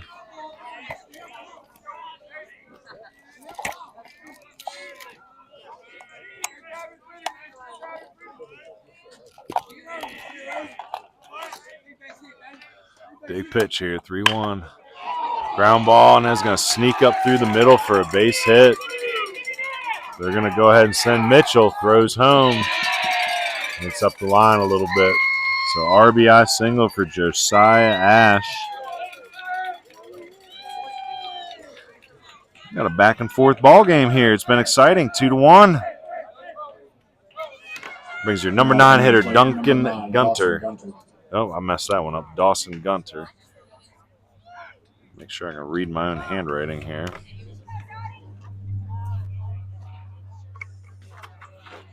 So 2-1 ball game.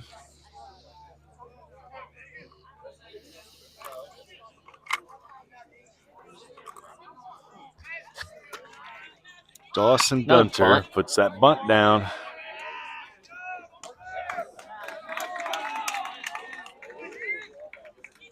So the second sack bunt of the second sack bunt of the inning. That's the only way they've come about the outs so far. We need a sack bunt counter for how many sack bunts we've seen the last. Now coming to the plate, number Promising. Small ball is good ball, especially in the mountains of western North Carolina. Nice pitch. Not sure where he missed on that one. Guess inside.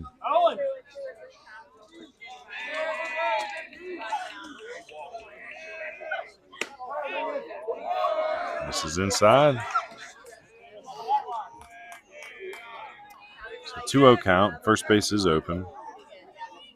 Moore walked in the first inning. Ended up scoring the first run of the game.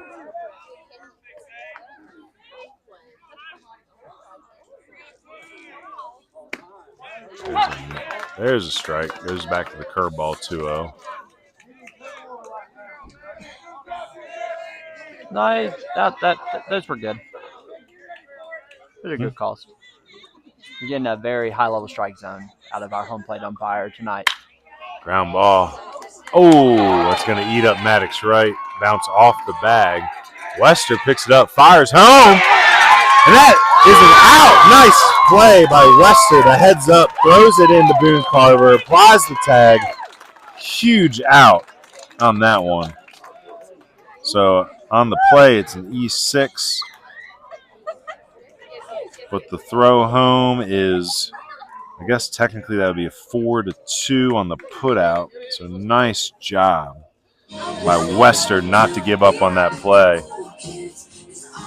Ooh, well, stays 2-1. We're here in the second inning still with our second inning sponsor, Hail Tax Solutions. Hail Tax Solutions is the official tax preparer of Baseball University of the Blue Ridge. In business since 1997, Hail Tax Solutions International is headed by former IRS agents that understand the tax system's complexities and can guide you to your maximum returns. They perform all categories of tax returns, including personal, corporate, trust, estates, and nonprofits. Also offering bookkeeping services, consulting, and can be your representation at state and or federal audits. With tax season in full swing, give Hail Tax Solutions International a call at 828-435-6082 today to schedule your return. Lane Clemens out for another inning. We're going to walk out and get some radar on him in a minute. Give our folks an idea where the pitchers are sitting at. Fun idea that Hunter and I have been kicking around. Had a couple high school coaches approach us about this, but I think next spring, during your spring breaks, your Easter breaks, we're going to try to organize a tournament. I'd like to model it after the power rankings that we've been doing, and maybe, probably try to start sending invites out to the top teams in the power rankings from the year before. try to encourage the best of the mountains and the foothills to get together and play a tournament, maybe down in Shelby. We talked to Coach King up at Christ School about maybe doing something there. And honestly, with everybody having a different spring break, we might be able to run 2 different tournaments because, unfortunately, you're just not going to be able to match up certain teams based on those school schedules. So Maddox right here, left-handed swinger. And I'll walk away for a second and get a couple radar gun readings. You do that, I'll detail for newcomers who joined us late. Getting started late because of a 30-minute lightning delay. Smoky Mountain comes into this game 12-9, 4-6 in the Mountain 7. They started 5-0, swept Swain and Owen. We're on a 5-game losing streak until last night when they beat the Bears 5-4, final in 8 with a walk-off. On the home side, the Bears come in 10-10, 6-5. They start 3-0, then lost 3, then won 3, sweeping East Henderson. There's a ball driven to right field, and that'll get over the second baseman's head. Bears starting off bottom of the second with a runner on at first. But they're 5-3 at this home field, currently on a 2-game losing streak, while Smoky is 7-3 on the road. So good team on the road versus good team at home. Couple of streaks coming in, so excited to see where this playoff pivotal matchup takes us. Owen Rigsby. Say Maddox right, good ball player. Again, he's very raw, but he has all the intangibles. Saw that base hit there. Left-handed swinging, infield, outfielder. Mid-7s for Lane. So, again, not overpowering velocity, but firm, so mid-7s. Coach Shepard giving the bunt sign. Oh, yeah. Owen Rigsby up now. Owen, younger brother of Eli. So Coach Shepard, it's like God, family, bunting. Might as well get I love bunting tattooed. Swinging a drive. Say Wright's going to have to find it, and he does. Great base running by Wright there. And for you kids at home, like that was a very good example of how to handle a fly ball as a runner in first base. Deep fly ball. Gets out there, turns his body around, finds it, has plenty of time to get back to first base. You'd be amazed at how much young players can struggle with just their body control on the bases, trying to find the baseball and respond accordingly. I remember, you might remember, we used to do drills in middle school with those Apple Valley players on that specifically, like shooting fly balls to different parts of the outfield and having them take their leads off of first. And just realize like how much control they are in if they can just understand the physics of the baseball field. Like if someone hits a deep fly ball to left field, you don't have to be just 4 steps off the bag at first. You go all the way to second base, keep your eyes on it, keep those feet moving so you can respond, either retreat or take the next bag. That's the difference between good and great baseball players. Great baseball players, there's a strike, know their fielder's arm strengths, know where they're playing. They're scanning the field before they take their leads, seeing, okay, if the ball's hit here, where am I going? The ball's hit here, where am I going? And they have 3 or 4 scenarios running in their minds. That's what Coach King taught us a lot, was preaching good base running and getting around, especially on bunts and on double cuts and on a bunch of different situations. I mean, games are won by a fraction of a centimeter sometimes, like just depending on how hard you're going or your IQ, or, if you're thrown out at home but you got a bad break or a bad lead. Best I've ever seen do it is Braden Korn. He's at Western right now. He's a North Henderson grad, went to Union. Line drive. Ooh, not the way you want to approach it there at second base. I think that Shepard there at second came on the backhand trying to get the short hop, but you either got to decide to back up and take the big hop or come up and grab it on the short hop, but you let the in-between hop get him there. Coach Plemons is one of the better infield coaches in the area, too. That's why he's hollering so much, because they practice that. One drill we used to love doing with Coach Plemons on the Yellow Jackets was we would hit just missiles at the kids, but we would have them start retreating immediately to already get in the mindset of the ball's hit so hard, you can choose that hop. So fully expecting a slash here with 2 on and 1 out. Trying to draw the infielders in and poke it backside. That's where they've been hitting the ball a lot today. Ford Jones, he's a very smart ball player. He knows his limits. He knows when he's beat, but he can still beat you. as a hitter because he'll choke up or go the other way. With the rain delay, they're all kind of in behind the ball. A little bit of good velo coming out here. So you bring in your first baseman, and you have a lot of space on the 3-4 hole to play with here. Not squaring here. Strike one. 1-1 count. 1 out. Mintz on deck already with a single. Maybe he'll square here. Say third base even the bag. He's probably staying home.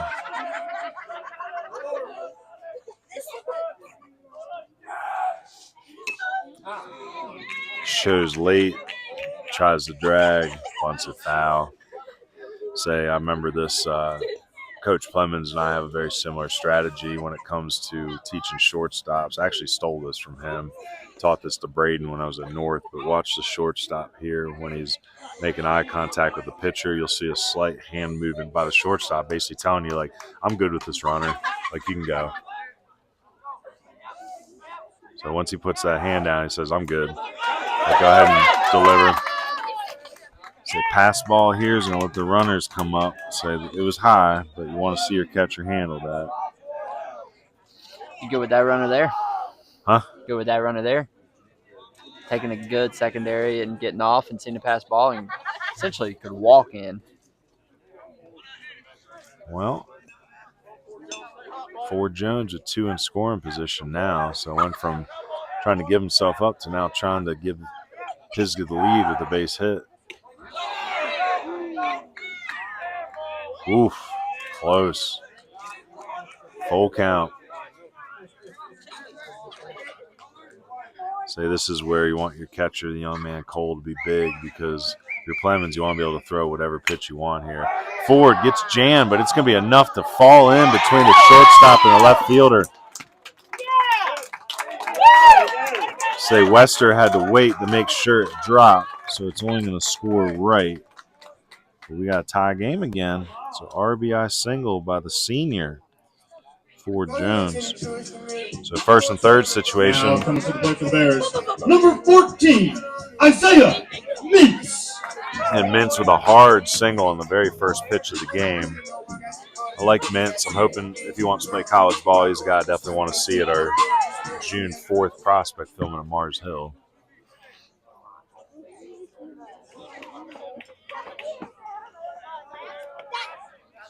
First and third here. First look at the Mustangs' first and third steal defense. Runner goes. Say Cole's just going to frame it and let the runner take it. So stolen base by Ford Jones. Second and third now. Only 1 out.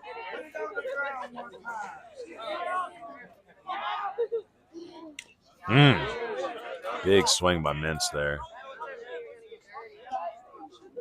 So quick 2-strike count. So Gabe Clemens strike 1 to let the runner take second. Big swing on the curveball. Again, this is where Cole's got to be big if Clemens goes to the off speed. Went to the fastball on the 2-strike count to Jones.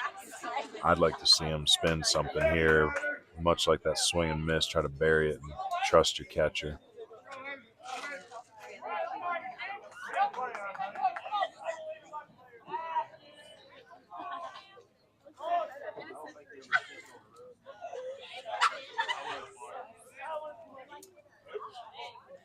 Get a bigger secondary out there at second base.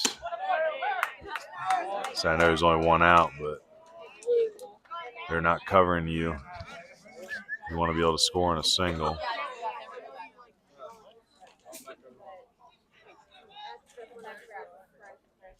Clemens delivers. Went to the curve. Mintz is early on it. Yanks a foul.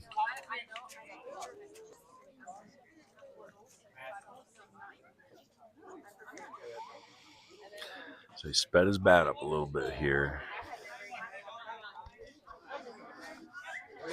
I don't know Lane's repertoire, but if this might actually be a good time for a right-on-right changeup if you got a decent one.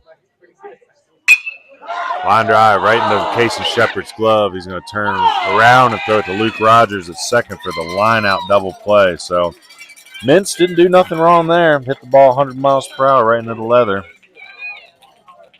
So that's going to be a 4-6 DP. But I want to thank our broadcast sponsor, CamWood Bats, located right here in Haywood County, but serving baseball and softball players across the nation.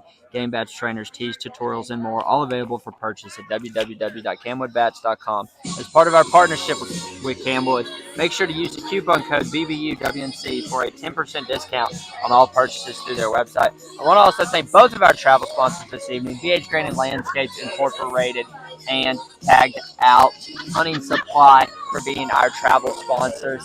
Tonight's travel is proudly sponsored by BH Granite Landscapes Incorporated, mountain grown and locally known, and celebrating 20 years of service across Asheville and western North Carolina. From athletic fields to outdoor living spaces, they've built a reputation for quality landscape design, construction, and maintenance. Big thank you to BH Granite Landscapes Incorporated for helping shape the places we play, cheer, and grow on and off the field. And Tagged Out Hunting Supply is a hunting retail store located in Silva. Locally owned and operated, we have a pro archery shop and gun shop. They carry lots of hunting gear, and they also offer concealed carry permit classes. Appreciate them for being our travel sponsors as we head to the top of the third inning, brought to you by American Legion Post 70. Hopefully we can get out there this year, trying to wrangle up some sponsors. Go watch Coach Decker and the guys play some Legion ball in the mountains. Maybe follow them down to Shelby for the American Legion World Series, hopefully this year. If they get that far, it would be really cool to see that. Well, speaking of Legion, Cal Raleigh was a Legion ball player back in the day when Haywood County had their team. I remember Mitchell Whitener telling me a story about how they're going down to play somebody in the foothills, and Cal whipped out a journal that he always kept of every AB, every little baseball note. That's what made him different. Again, I saw a little bit of that with Brody at Christ School. Just it was like having another coach, like someone that loves it so much that they realize how much information and just planning ahead and guessing right is a part of the game. I don't know if he got the nickname Big Dumper while he was out here in the mountains, but that's his nickname now, and he's well loved in Seattle, all the way on the other side of the country. But he'll never have to buy a beer in that town because, what was it, 2022, maybe the biggest swing in Seattle history to send them back to the playoffs. The only swing bigger would probably be the Edgar Martinez hit that scored Griffey in the. There goes Griffey to throw to the plate. The Mariners win it. I was a little guy when that happened. I was probably a 12-year-old kid, 10-year-old kid. That Macklemore song is really cool. So we got a ground ball here. 5-6 hole, and he gets through. So base hit by Plemons to lead off the third inning through the 5-5 hole. Yeah, I love that Macklemore song talking about the Mariners, the big Seattle guy, and he describes that. Then they play the actual call, and it's like, I don't know. I'm not a Mariners fan. I've started to follow them a little bit because of Cal being a local guy, but it's really cool to see. They're a likable team. I've been to Seattle before. Been to, what was it, the name of their park? T-Mobile. It wasn't called that back then, but it was beautiful. It was big back then. I don't know if they've changed the dimensions at all. But Cal and Suarez from the Diamondbacks were tied at 10 home runs, leading the league. Suarez had that 4-home-run game against my Braves the other day. Braves still won, though. You got to love it. 10 home runs, 17 ribs. You got to get some runners on there for the big dumper. Judge just hit one against the Orioles, and now they're three-way tie for 10. Oh, to be an Oriole fan right now, I would trade Adley for Cal Raleigh in a minute. We need a new Cal in Baltimore. Cal Raleigh off to a 233, 341, 884. Got them Rob Deere-like numbers. But he gets on base, and he's one of the best receivers. 6 doubles, 10 bombs this year, 18 RBIs, and 18 walks. Need to get that strikeout percentage down, though. Yuck. Well, it's a different ball game nowadays. Yeah, I guess 3 true outcomes. Is that the? Yeah, Seattle will take a 2-to-1 strikeout to walk ratio if he's hitting 10 bombs, leading the league through 30 games? Dang, home run a game. What's that come out to be? 162 over 3. Say Weston Winchester now, the big left-handed slugger. Nice block up by Boone Carver, but no chance to catch the pinch runner. That's on pace for 54 bombs this Who's year. running for Plemons out there? Is that Gilder? Number 7. Yeah, that's Ethan Gilder running for the pitcher. So Gilder pitched 23 pitches. last night, so he is available to throw tonight. They need one more arm to get through the week because they got East Henderson on Friday, and that'll be important as it's in conference. 4 balls in a row to Weston Winchester. They don't want nothing to do with him after hitting that dinger last night. Said he hit into a double play his first time, 4-6-3, but hit it dang hard and allowed them to turn it. So Zebby Matthews, also a Smoky Mountain graduate. Also, he went to Walter State before finishing up at Western. So had his knocks last year, 9 starts, 37 2/3, 6.69 ERA. Got a bunt there, foul for strike 1. Looks like he could have got called up and maybe rolled back in for Playing with Zebby, 11 walks, 43 Ks in those 37 innings. I'm looking for his minor league stats for 2025. So off to a great start at St. Paul, AAA for Minnesota. Zebby is 2-1 with a 1.93 ERA, striking out 11.2 Squares a bunt, puts it down the batters. first base line. Nice defense by Pisgah there. That is the 3rd sack bunt of the night for the Mustangs. Now from the plate, number 22. Is that 1-3 as well? 1-3. All right, this moves both runners up here with only 1 out. So pinch runner Gilder on third base. Weston Winchester, not the fleetest of foot at second, so it's going to take a little bit of a gap or something to score him on a single. The batter right now is Aiden Foxworth.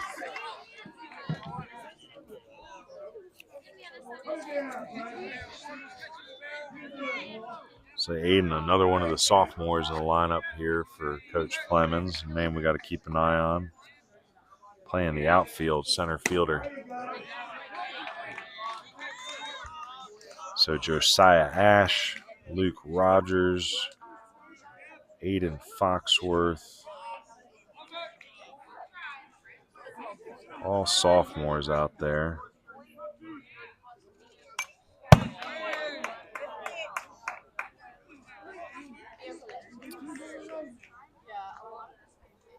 So 2-1 count.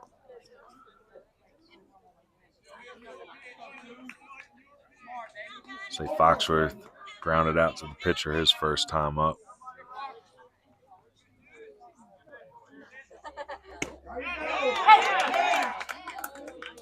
Evens the count up, 2-2. So 2-2 count. 2 on here in this 2-2 game. Only 1 out.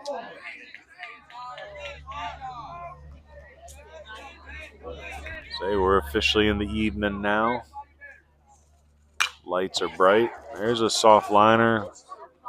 Wester, what a heads-up play. So Zachary Wester, soft liner, notices that the runner didn't take off at third, lets it bounce, sees that the runner Gilder takes off. He's like, all right, we'll bait you. Throws it home. So it's a fielder's choice for Foxworth to get him the first, but it is a 4-2 on the putout at home. Winchester stays at second. So now first and second, 2 out. So I'll tell you what, Zach Wester having a heck of a defensive game there at second base. High baseball IQ. Great pitcher. He's been low 8s to mid 8s. He might be a 9 arm one day, low 9s guy. But showing that baseball IQ makes him an effective position player. And walk out and get a radar gun reading on Mr. Surratt.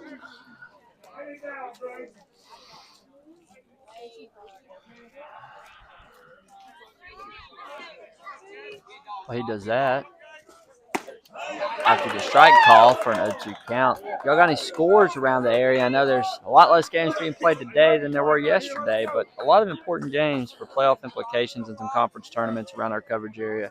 Go ahead and drop them in the chat if you hear of any and let us know. If anyone has our phone number as well, you can send us a text or DM on social media. We'll try to see it. I'll share the news that this will be one of the later finishing games in our area tonight, thanks to the hour-and-a-half rain delay. The ball driven to right, stays up for the third out of the inning. Well, spun a couple of curves at the high sixes, so no fastballs for me to read there. It's Mitchell that flies out to finish that inning. So where are we at? Well, Bottom we're in the three? middle of the third. American Legion Post 70 is our third inning sponsor. Their season's about to kick off here in a couple weeks. Want to shout them out and shout everyone else out. Hopefully we'll be able to follow them and get some sponsorships from you guys. So if you want to sponsor us in our coverage of American Legion, I'd be much appreciated. Their Facebook, email, website, and phone number are on your screen. Coach Decker, younger Coach Decker, Coach Raby, and Coach Lindsay got a great group of guys over there ready to attack the day and get it going. Yeah, American Legion, beyond the baseball, though, they're looking for members. So if you're a veteran of the armed forces, we encourage you to get with Post 70 and join. American Legion's been around for a long time. I think 1919 is when it started, and then the baseball started in 1925, I believe. Now, the charity of American Legion has just been outstanding over the years. The Post 70 here in Asheville focuses a lot on the community coming to them with ideas. So they're always looking for good ideas. They'll sponsor just about anything, but millions and millions of dollars raised in the past. Last year alone, I think, what was it, $6.9 million raised by American Legion, not just Post 70, all of American Legion. $6.9 million for needy families. Provided $2 million in emergency aid to veterans last year. Number 10, Say our country values our veterans, but we still need to take care of them. Had a friend of ours of the family pass a couple weeks ago who was a veteran, died in the VA hospital down there in Asheville. It's a pop fly here by Surratt. Right into the glove of Kason Shepard.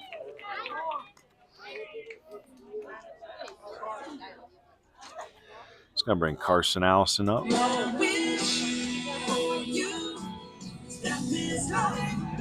Now coming to the plate, a senior, number 15, Carson Allison. Say Carson going to be swinging it for Bluefield State next year, and for Coach Scott Considine, we have to get the mascot right. It ain't the dogs, it ain't the Bulldogs, it's the Big Blue, right? And that's a Great Dane mascot there for Bluefield State. How we doing? Got any latency issues? No latency issues, but internet's coming in and out, so you might see some. You need me to move my board and my Gatorade bottle? Yeah, I don't know if that affects it. I think it's just internet. Ooh, up and in on Allison. Just misses the hands, though, so it'll be a ball. The good thing is you're still going to be able to see it. Just going to be a little bit behind, but that's okay.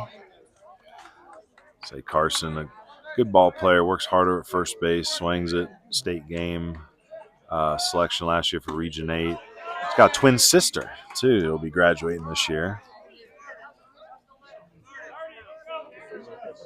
So I enjoyed working with Carson and his process. Had a couple good offers on the table and ended up choosing the Big Blue. It's ball 4, so Carson Allison down to first base.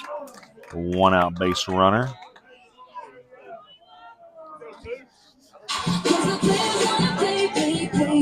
Now coming to play for the Bears, a senior, number 2, Eli Chambers. So 3 hits on the night for Pisgah here. They've already out-hit themselves from last night. They only scored only had 2 hits in that extra inning loss to Smoky. So we Eli Chambers, so back-to-back seniors here in Carson Allison and Eli Chambers. The third and final senior, Ford Jones, down that 9 hole. Swing, yes he did. No, he didn't. Okay. What do I know? Well, he didn't go. He didn't go? No. I thought he went. Broke his hands. Bat didn't cross. It's not crossing. I thought it was the hands break or something. No, because go across the plate. Well, you can break your hands and still as the bat don't go. Huh. I've All always right. heard it was the bat. Nice block up there by the young man Cole. It's another sophomore there for Coach Clemens Mustangs. Being DH'd for this evening by Weston Winchester. Weston also a catcher. Ball low, so Clemens falling behind here after an easy pop-up for out number 1. He's risking back-to-back walks on these seniors.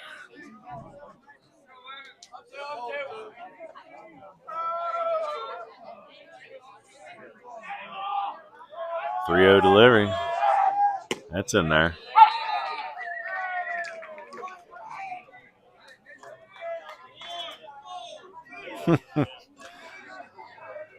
So Hunter just showed me the Chambers check swing, and it wasn't as bad as the CB Buckner call on Gunnar Henderson a couple nights back. Let's just put it that way. Don't show Oriole fans love CB. Nope. Strike 2. Nice job by Clemens to get all the way back here. So double play depth out there for Rogers and Shepard. Allison, good athlete. Not your fastest runner at first, but not slow either. Pickoff attempt.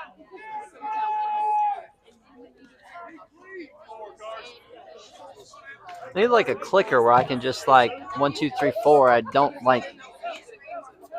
They have people for that. Oh, goes to the curveball 3-2. But it's dirty, and it's going to be a walk. Not the good kind of dirty. So Chambers down to first base. Allison to second. I think he was off on the play. Number 8, Boone Carver. It's a big spot for Boone Carver. Flew out to right field, his first AB. Say Boone's, if he's going to play in college, it's definitely going to be a JUCO route. Has expressed interest in the trades, HVAC. It's a way to go nowadays. You know, find a couple good trades you can be really good at: electric, plumbing, welding. You know, a lot of young men are foregoing college. There's a base hit, so Boone Carver comes through. Are they going to send Allison? Yes, they are. Here comes the throw. Is there going to be a play at home? Oh, it's cut off by Lane Clemens, the pitcher. So RBI single for Boone Carver.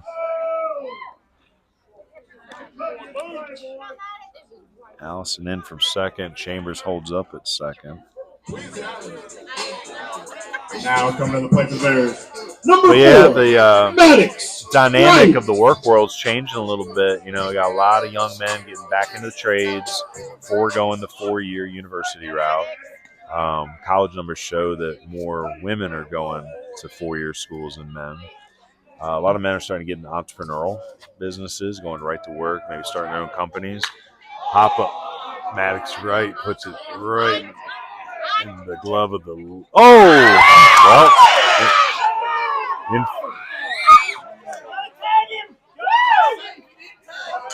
he was on the. So here's going to be the right play. It's infield fly is called. Batter's automatically out. Those runners don't have to tag up once that play is called. So once that ball drops, they don't have to touch third base anymore because it's no longer a force out. So didn't touch him. Walks past the bag, stays on the bag. Did he, coach, touch him at third? That's I was noticing that, and I was thinking that too. That would have been an automatic out. So infield fly. Everybody moves up 1. Ooh, he did. That is an I wonder automatic out. I wonder if they're gonna argue that play. Interesting to see if coach, because the third base coach did touch the runner, and that would be an automatic out. I guess they're gonna call it that the runners Infield fly. advance. Infield fly, batters out, runners can move at their own risk, and they did, and there was no tag on the runner, so both of them are safe. Well, yeah, they missed that. Third base coach had touched Chambers there when he came back on third. That's an automatic out. Base coaches are not allowed to touch a player in a live play. That almost happened the other day at a game my dad was telling me about, and this coach comes out here to talk to his pitcher. We're going to have a pitching change. All right, so Ethan Gilder coming in here. Ethan pitched last night, but only 23 pitches. Lane Clemens' night is done. Let's go ahead and break this down one more time. So we have a fly ball to the shortstop, and he drops it. So once it hits, the runners then advance. Both runners advance. They throw the ball into third. Third baseman tries to tag third, but he's supposed to tag the runner. There's no tag on the runner. Both runners are safe at second and third. And now we have 2 outs and a pitching change. This is where I struggle with bookkeeping. So trying to figure out Clemens earned runs, like Mintz in the first inning singles. Surratt gets on with an error, put Mintz up to second. Sack bunt moves him over, and then the sack fly RBI scores him. Is that an unearned run because Surratt would have never gotten to, or excuse me, Mintz would have never gotten to third base if it weren't for the error? But yeah.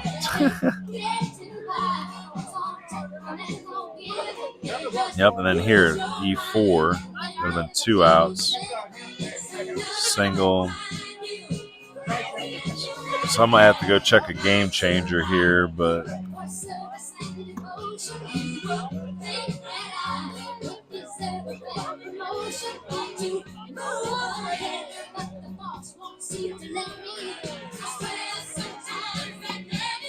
I want to say, and again, I might not be right here, but with Clemens going 2 2/3,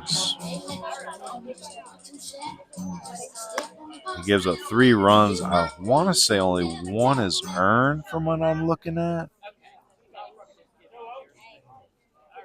2 walks. No Ks.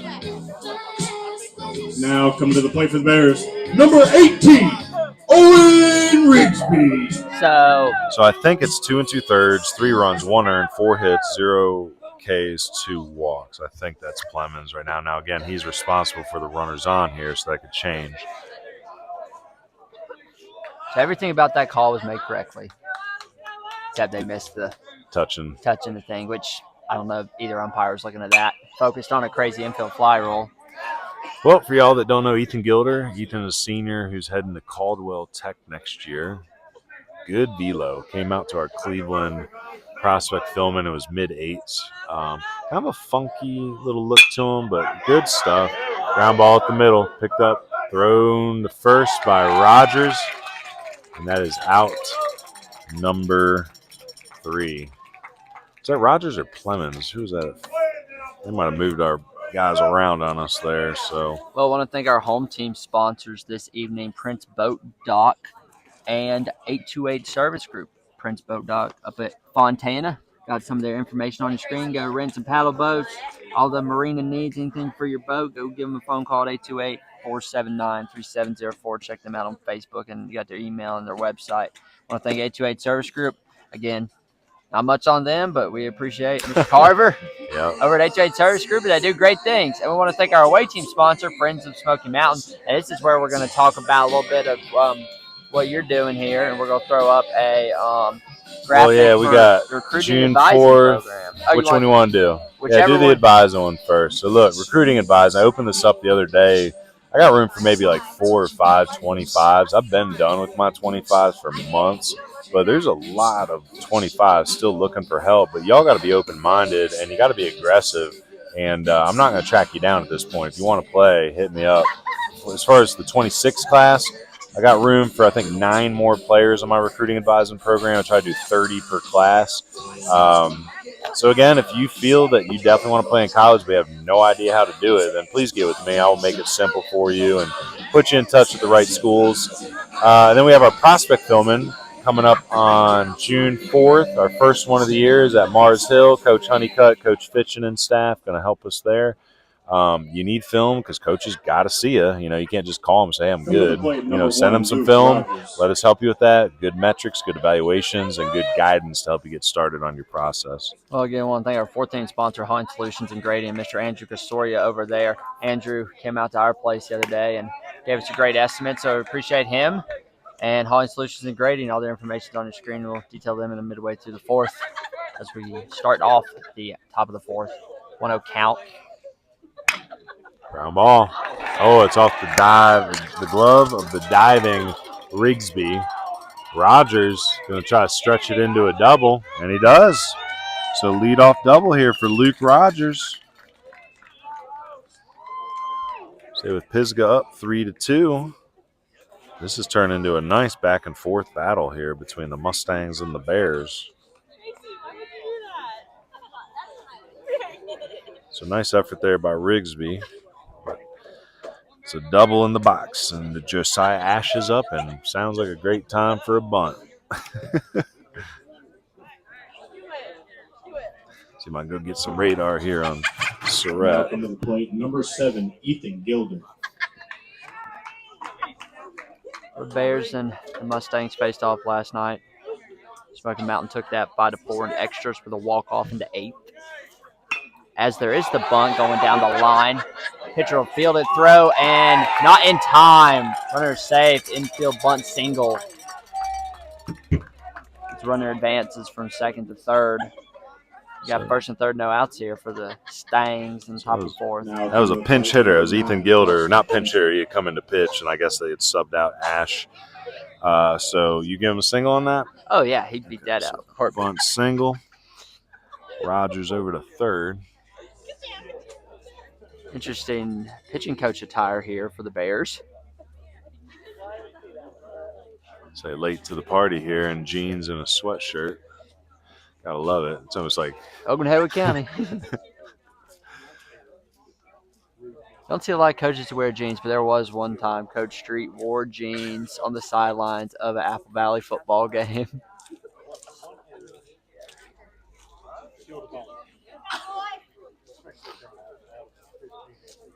all right.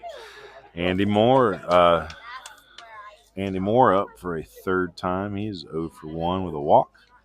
Scored a run, also reached on an error.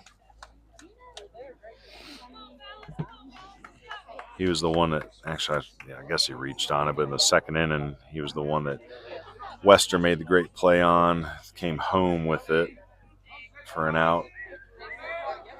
And then the Squares a bunt, pulls back, runner runs through, takes second. no, that was the play that bounced off the second base. Wester found it out in the shallow outfield, threw it home for the final out. That's right.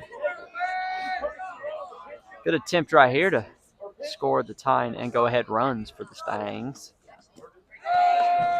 Nice block by Carver. So Surratt trying to work out of a jam here with no outs.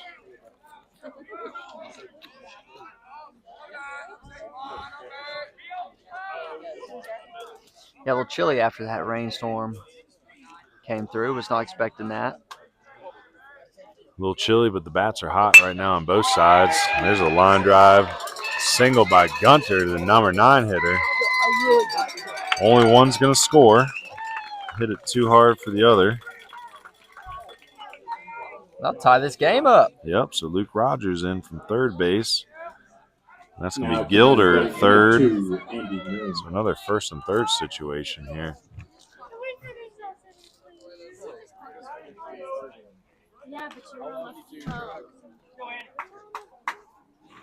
A lot of RBI singles in this ball game for both Pisgah and Smoky.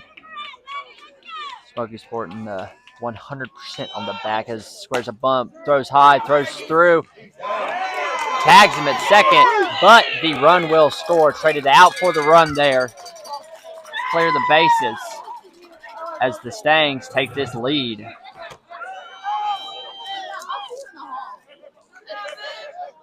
So Gunter steals. He's caught stealing. 2-6 out there, caught stealing. And that's Gilder that comes home on the backside steal. Oh, what a back and forth. You like that call right there, trading out for the run? Clearing the bases. I do. Limiting that's only 2 runs right now with 1 out and bases empty. Yeah. I mean, Carver's a good catcher back there. If he can steal you an out, got to take it. The way we're getting into a chilly evening, a lot of balls being thrown on both sides.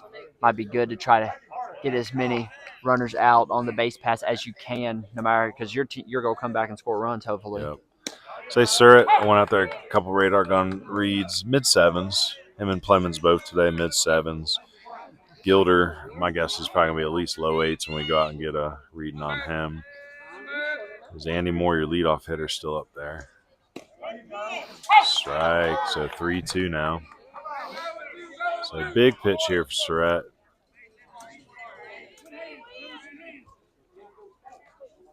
So after giving up 3 straight hits here. Yep, that's strike Big 3. call right there. Say big out. Say with the double, the 2 singles, now with the caught stealing and the K, Pisgah Bears can breathe a little bit with Lane Plemons, one of the Mustangs' better hitters, coming up with nobody on. We'll mention last name. Smoky's on that 1-game win streak versus the Bears, and they've won 5 of the last 7. They're also leading the series 18-15 against Pisgah since the April 8, 2008 games, according to Max Prep's data. As we got some chin music blaring right now for the 1-0 pitch here. Ryan off to get radar. Yeah, close series history here. There's a ball driven down the third baseline. Grabs, guns, throws for the 3rd out of the inning.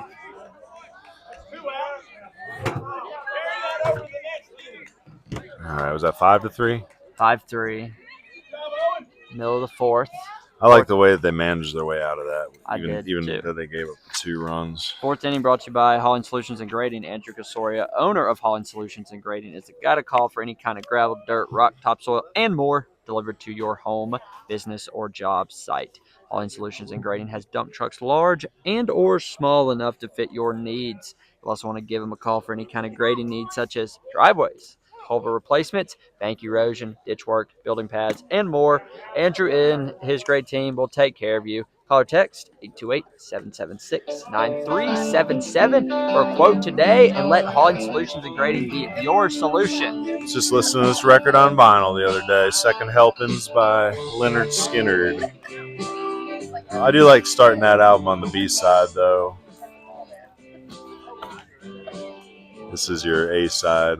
Yeah. First one. It's a good song, but it's like I heard it. Yeah, it's got it. Couple scores for you, real quick. Crest defeats Forest View 6-2, so they wrap up winning the Big South. North Gaston destroys Huss 10-0. And Tuscola and Swain still in progress. If there's anybody out there that's got a score for us, let us know. Drone gets 10-run ruled by RS. We'll see the Wildcats on Friday playing for a conference championship, but a midweek non-con against 2A school. RS. Probably saving your arms. Oh, yeah, I wouldn't have thrown anyone in that game. So RS continues to roll. Polk County defeats Rosman 21-3.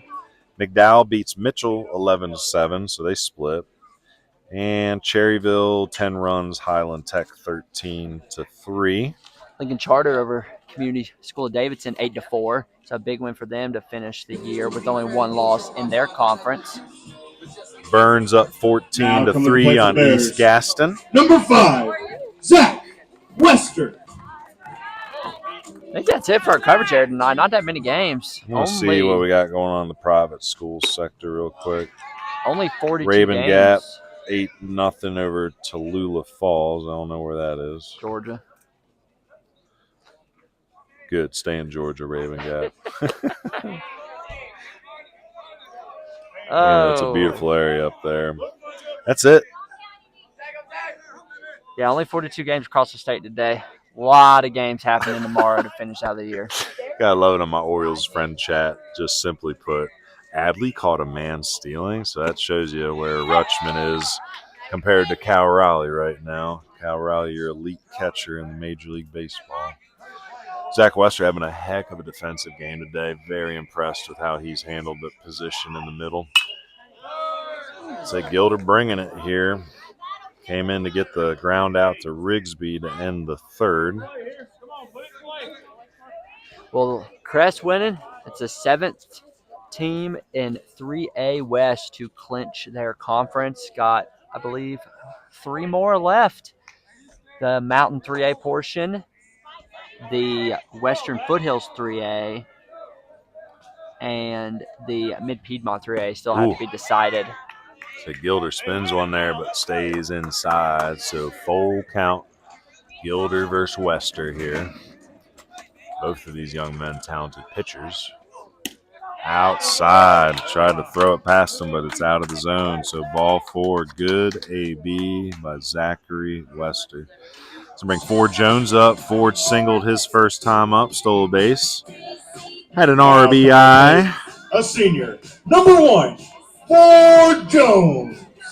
Named after the reliable American vehicle, Ford. I drive a Ford myself, the F-150, after years of my delightful Ranger, my 98 Ranger that died the night that Nate Toney hit a home run to beat AC Reynolds in 2021, and Coach King won his 100th game. So driving up the 74, the hill there, and right near the Evelyn station, my Ford Ranger blew up on the way home. Should have just taken the bus. So Ford Jones hitting at a bunt again. Say Ford's been asked to bunt probably a good bit this year. He's a smart ball player, willing to do the little things. Looking at his number code on the wrist band. How do you there. feel about number codes and wristbands in baseball? I don't care, whatever works. Runners off, throw down by Cole. Not in time, so stolen base by Wester. Yeah, I'm not a I just hit this with my hand. Is it good? This should be okay. Right. Let's look. So I don't want to disrupt the Starlink. So now Ford Jones out there with the runner at second. A lot more incentive to maybe square here, but it's 3-0. So my guess is we're going to see the old Little League fake square off here. Yep. I'm going to bunt. No, I'm not. Called the bunt on Ford Jones. Or excuse me, called the strike on the bunt attempt there. You got to be aggressive on that lead right there. He could have taken third. But you know what they say. Don't make the first or last out at third. Oh, Ford Jones bunts through one, and he knows it. He knew very well he should have gotten that one down. So now we're at a 3-2 count. Is the bunt still on? Let's see what Coach Shepard decides to do here. Swings away, grounds it right back, and we got him stuck in between. It's unlucky. Unlucky.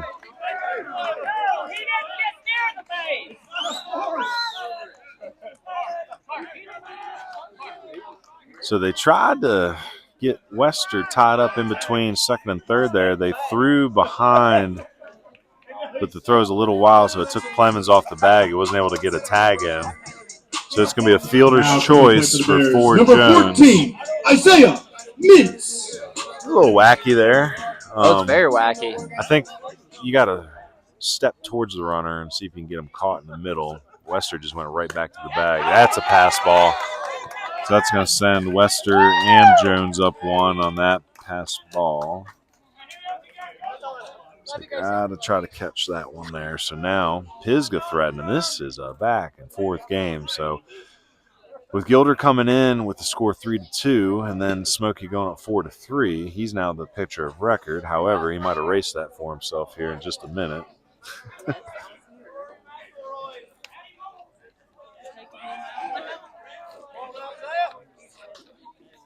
Say pitching coach out for a minute, talk to Gilder in the infield. Gotta love the 100% on the back of these shirts and jerseys that Smoky wears. Why not go 100%?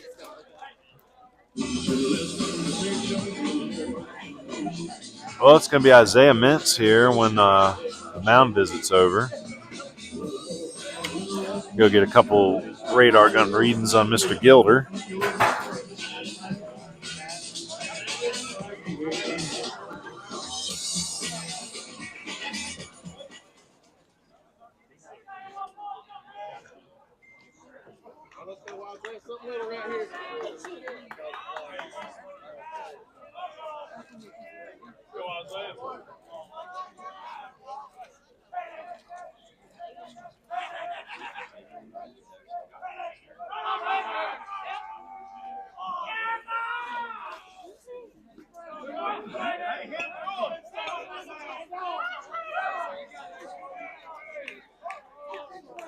Infield in for the Stangs, trying to cut this runner down. Second ball.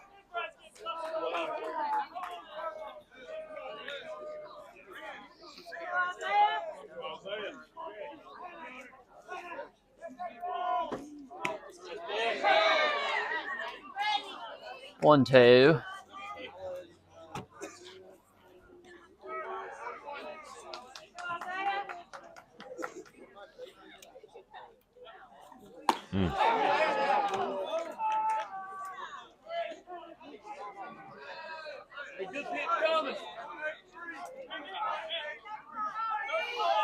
Coach Shep give it the double call to good.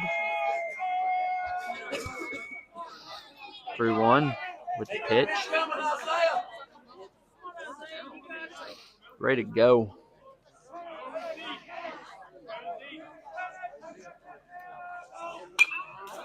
Foul ball back into the net. We will do it again, but full.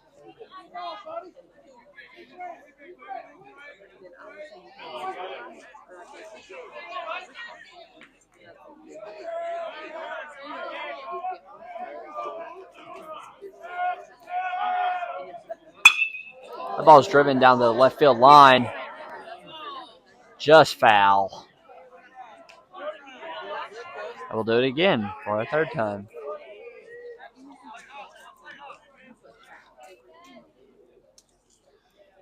Mintz, the sophomore, 6'1", 180, is certainly battling here. Facing the 7th pitch of the AB.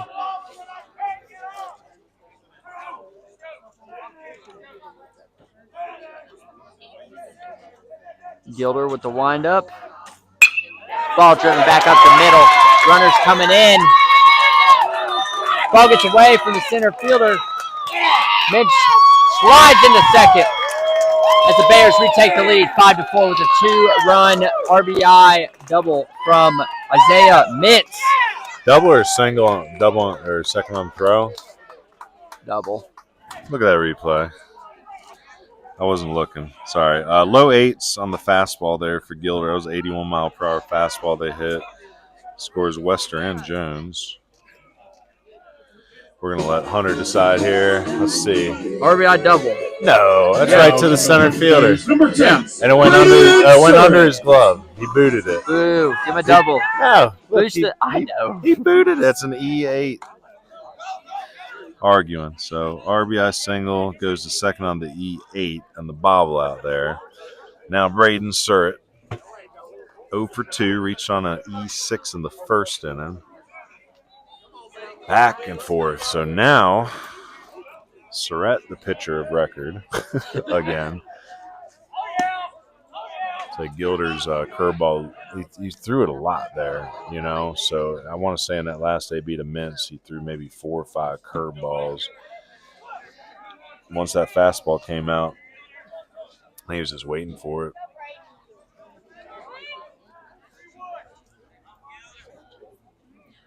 So good job by Mintz to guess right on that, get a good swing.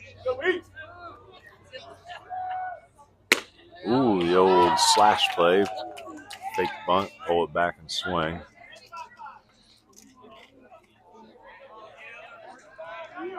One count, nobody out. I mean, great time to bunt still, put the pressure on. Say Pisgah swinging the bats a lot better tonight. They've been struggling putting the ball in play and collecting their hits. So it's good to see the bats break out a little bit tonight for the Bears. 1-2 count now. So Surratt going to have to get crafty here, choke up, maybe just try to stay behind one and shoot it to the right side for a ground ball, push the runner over. Gilder goes to the curve, and Surratt goes through that 5-5 hole.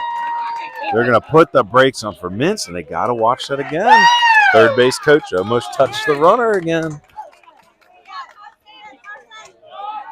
So nice piece of hitting there by your starting pitcher, Braden Surratt. Watch that replay there. I'm curious to see if he touched him again. So Carson Allison up now for a second time. Carson technically doesn't have an AB He had the sack bunt and the walk in the third there. So 0 for 0 is Carson Allison. Did it again. Did he? Did it again. Gotta watch that. Gotta watch that. Don't want to see something like that happen in playoffs. You know what Dude, I mean? I don't know how no one's looking at it in the Smoky Mountain dugout, as we got a catcher change. Okay, so Weston Winchester coming into the game replaces the catcher Cole. So let me rewrite my whiteboard here a little bit. So Winchester behind the plate.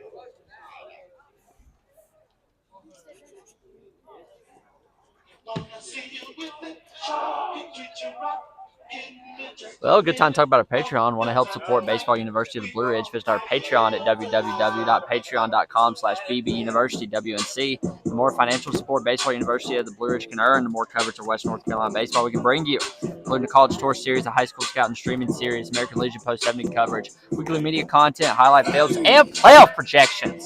Choose which tier is right for you at www.patreon.com/bbuniversitywnc. Yeah, we got some playoff projection updates, and I'm just going to go ahead and throw it out there for the teams wondering where they are seated right now. I've got Smoky Mountain seated at 25 and Pisgah seated at 29. So this is a big game for the Bears.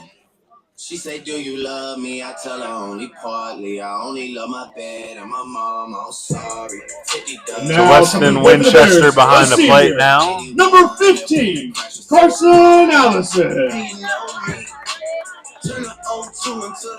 So I think Coach Clemens just wanted to go to his primary catcher. I'm guessing Weston may. Oh! So Surratt falls down. I don't know if that was a planned play or not. Now we got a run down here with Mintz between home and third. Clemens puts the tag on, throw to third. Safe at third, not on a slide though. So, oh my Lord, what are we looking at here?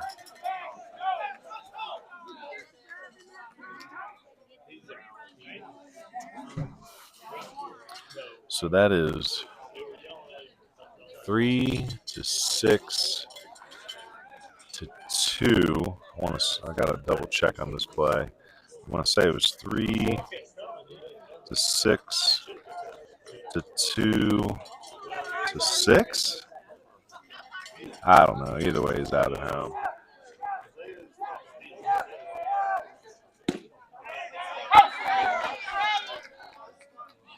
Got 3-6.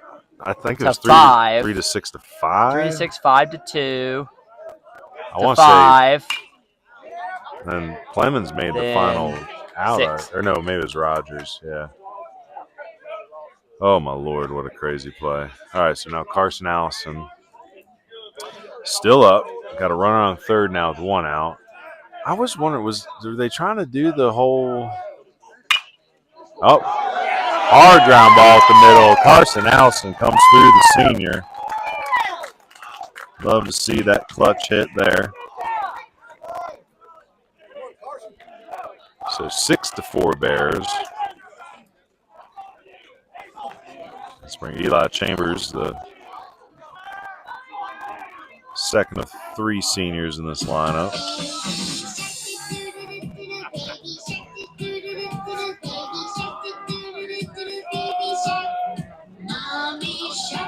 Now come to the plate, a senior, number 2, Eli Chambers.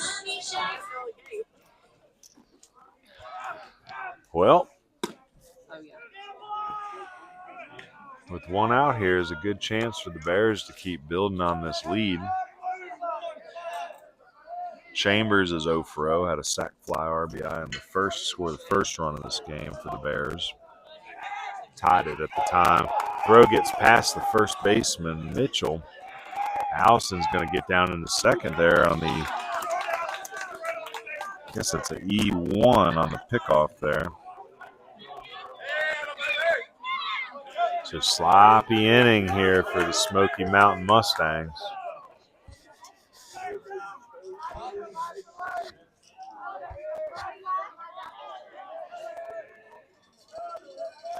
See some mist coming up off that grass out there now.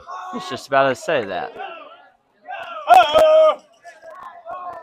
Ghostly feeling out there in the outfield with the hot humidity earlier, now the cool air creating that precipitation out there off the grass. So Gilder falls behind 3-0.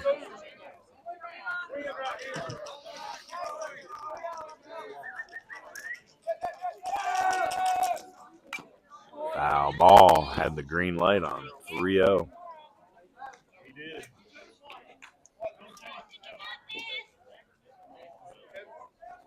Ooh, I want to go back and count all these lead changes here at the end of the inning. This has been a wild back and forth. Probably one of the better scoring, back and forth scoring matches we've seen so far this year.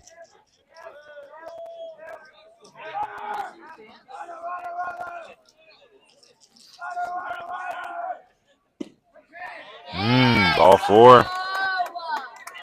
Second walk for Chambers.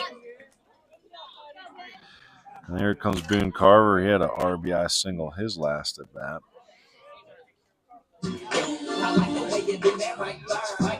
Now coming to the plate, number 8, Boone Carver.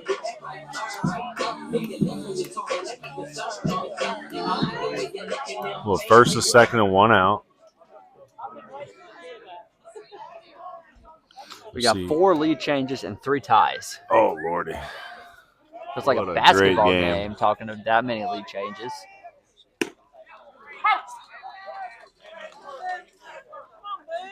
Firm strike on the outside corner.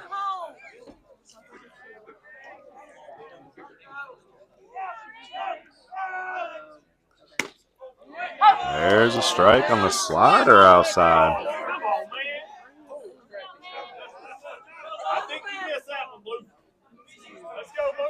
Say Boone Carver didn't like that. Little vocal with the umpire. So quick 2-strike count. He's got to shorten up now. That ball out in the right field. Let's see if it's got enough distance for Carson Allison to tag. He's going to hold up, so it's just a fly ball out. And that's going to bring Maddox right up. Maddox had a hard single in the second inning. He's 1 for 2, scored a run. Now coming to the plate, number 4, Maddox, right.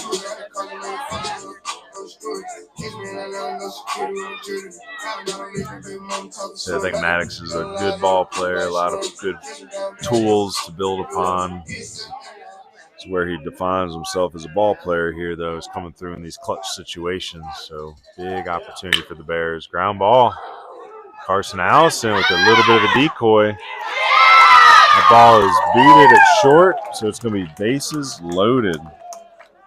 So nice little assist by Allison out there on the deke on the base pass.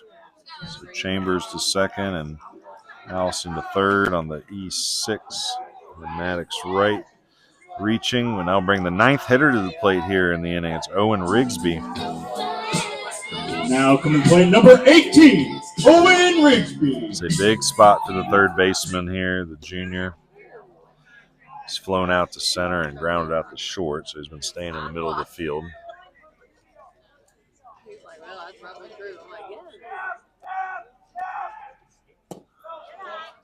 One count, misses with the curveball.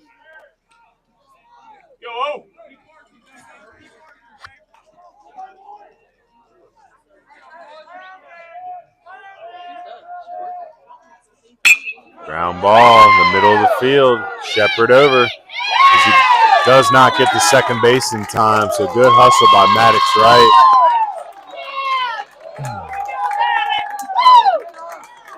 So I'm going to put that down as a fielder's choice.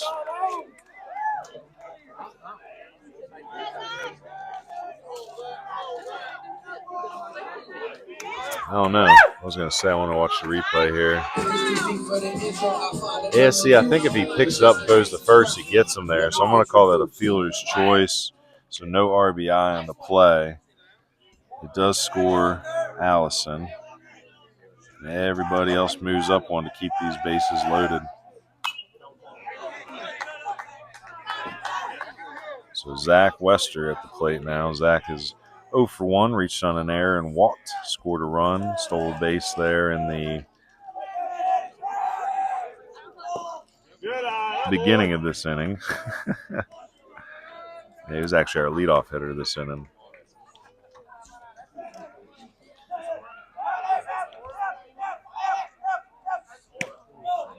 This is outside. It's going to be a 2-1 count. Hey, you look good, Zach. You look good. Field really getting foggy now. Yeah, it is. You can sort of see it on our screen. Fouled back by Wester. 2-2, 2 outs. Base is juiced.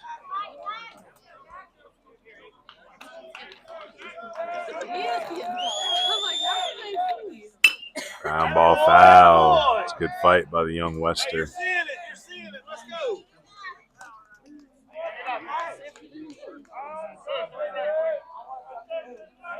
Still a lot of ball game left here.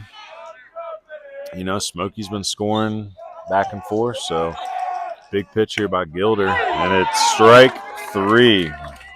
So down 3 themselves, heading into the top of the 5th now.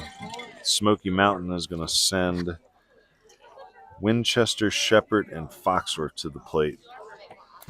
Well, stay connected to Baseball University of the Blue Ridge across all platforms. Like and subscribe on YouTube at www.youtube.com/@bbuniversity.WNC. Like us on Facebook at Baseball University of the Blue Ridge. Follow us on X, formerly known as Twitter, and Instagram at @bbuniversitywnc. And check out the website at www.baseballu.org. Got to update. Oh, wait, sorry. Fifth inning is brought to you by Nova Pitching Performance. Coach Anthony Payne over there is doing great work. Working with a lot of West North Carolina pitchers the last few years and this year, helping them make major jumps in their physicality, velocity, and overall athletic performance. Go get with Coach Payne. New school data, old school grit. So it's got to update. Looks like Tuscola's ahead of Swain 4-1.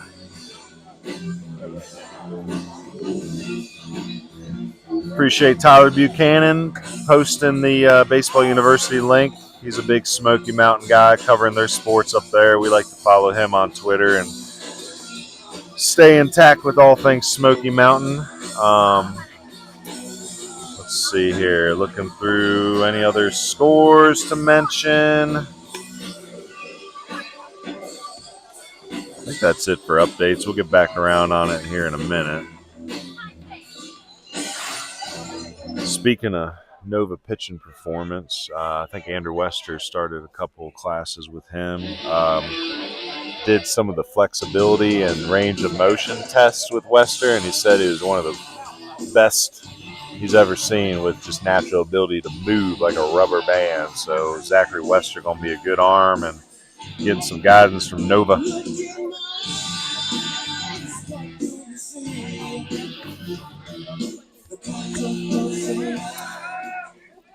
Assuming some of these RPIs hold, Smoky Mountain will be traveling to High Britain. High Britain win the 3A portion of the Northwestern 3A 4A conference. Getting an automatic bid. Hold on now. Hold on. It's 5-4 Orioles over the Yankees, 2 outs. And I think he just struck out Grisham. Bautista just struck out Grisham. I think the Orioles have taken the series from the Yankees. Big. Unbelievable. There's hope in Birdland. New text. Tuscola's up 9-1 on Swain now. And that's their senior night. Weston Winchester ground ball to the first baseman Allison. He will take it himself for out number 1. Good way to start the inning here after regaining the lead once again for Braden Surratt and the Pisgah Bears. On the other side, Pisgah is currently sitting at that 29 seed. Potentially traveling to newly crowned Big South 3A champ Crest if all the RPIs and everything holds, which it won't because this is a never-ending sport when it comes to opponent winning percentage and opponent winning percentage, and there's so many games left that it'll be a while till you see it. I didn't realize Smoky had taken so many in the series between 2021 and 2023. So it wasn't that long ago they were competing at this level, so it's glad to see Smoky back at a higher level of baseball. So Ground ball foul by Kason Shepard. Shepard is technically 1 for 1. Had an RBI single in the first to open the scoring up and sacked bunt there in the third. Yeah, there's some chaos in the 3A West. I can detail some of these notes here. Where do I begin? I.e., 3A West is a mess. Look at all that. It's taking up a whole. I don't know who you are, but you need to stop. So the umpire yelling in the Pisgah dugout there because somebody been running their mouth. Guessing it was a player. I don't think he'd speak to a coach like that, but we'll see. All right, Surratt with the 1-1 delivery. Ball low, 2-1. Yeah, going back to the 3A West, Ashe County actually cannot represent the Northwestern 3A, 4A if Freedom does not make it because Freedom finished higher than them in the conference. Therefore, there could be a replacement way down there with the last 4 in, first 4 out. Of the last 4 in, first 4 out. Nice pitch, 2-2. Of the last 4 in, first 4 out. 1, 2, 3, 4, 5 of those 8 teams are in our coverage area. Ground ball foul again. Paying attention to teams like Kings Mountain, Pisgah, West Henderson, Ashe County, and Irwin. Kings Mountain's come on pretty strong as of late. They Some played their big way wins. in. Yep. They were out a couple of weeks ago. Irwin looking to play in. Hopefully they can get a win over AC Reynolds. West Henderson needs to beat North Henderson to play their way in. And Ashe County needs a lot of help.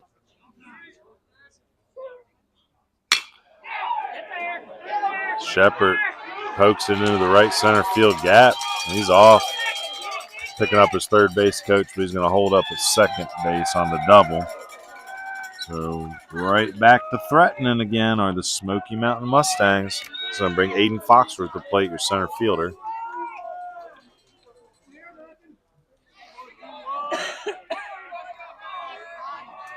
Man, you see that defensive play the other night by Dalton Varsho.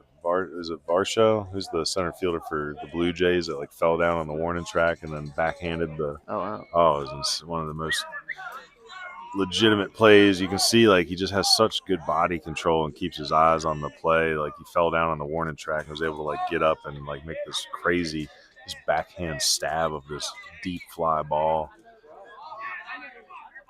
So you just don't see that kind of body control at the high school level usually.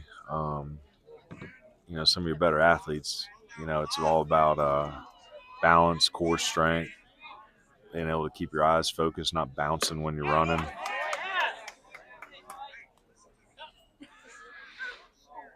So 7-4 here in the fifth, top 5. 0-1 count. Smoky threatening again after the Shepard double.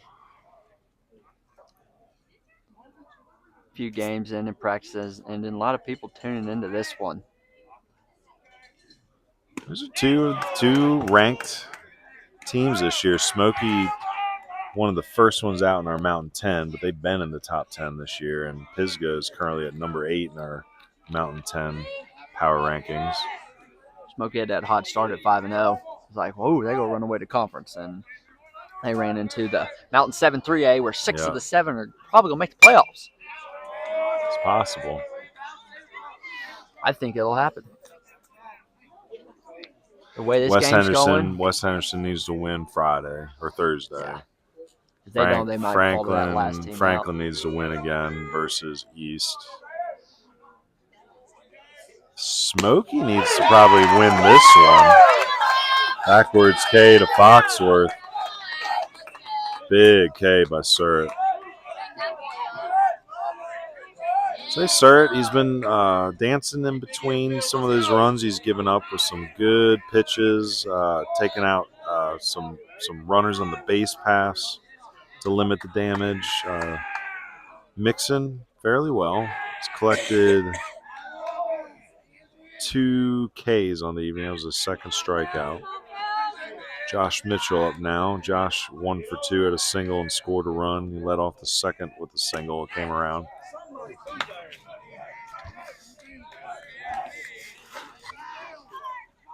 We were talking about how football is king in Haywood County, but baseball seems to be just right behind them. Well, Tuscola making a big run last year, making it to the regional finals, lost to East Rowan in that 3-game series. Obviously, we've talked about it in the pregame, but Coach Shepard just turning this program around in the early 2000s when he took the team, or in the 2000s, I want to say it was 2009 is when he took the team. Made the playoffs and ended a 47-year playoff drought. So Mitchell looking a little overwhelmed here by Surratt in this AB. Chased one up a little bit in the zone there. So have to shorten up here and do something with the 1-2 count. Bows it off. Somewhat near the camera.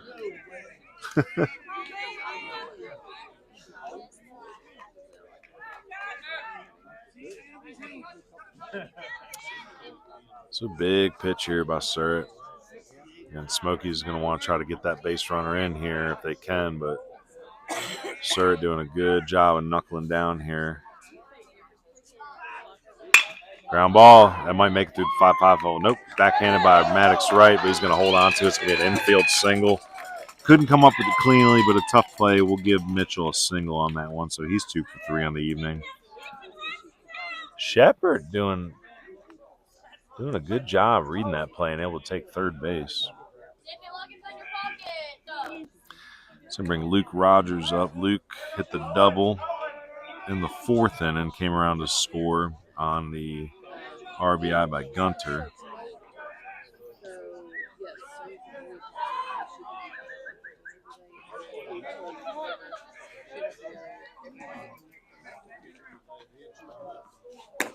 Takes a off-speed pitch up in the zone for a strike. So again, Rogers had a sac bunt in the 2nd, the double down the third base line in the 4th. So 1 for 1 in the night. One of the top sophomores on this squad for Coach Plemons. Got a good sophomore class.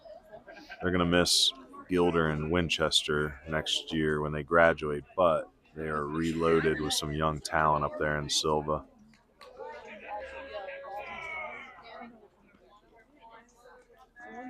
Not a very big lead at first base. Surratt gets the call again, all speed towards the top of the zone.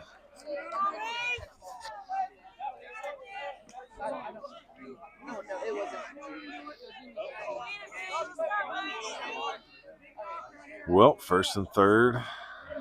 See if something's on here. Runner's off. Misses low. They're just going to let him take 2nd.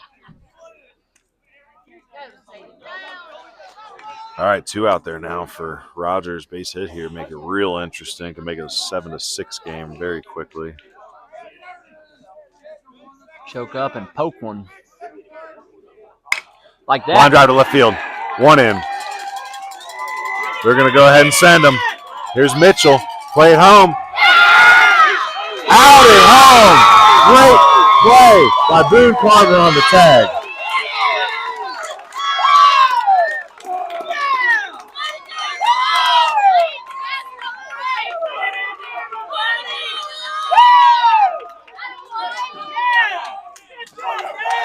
Well, that was a heck of a play. It's going to be 7-5-2.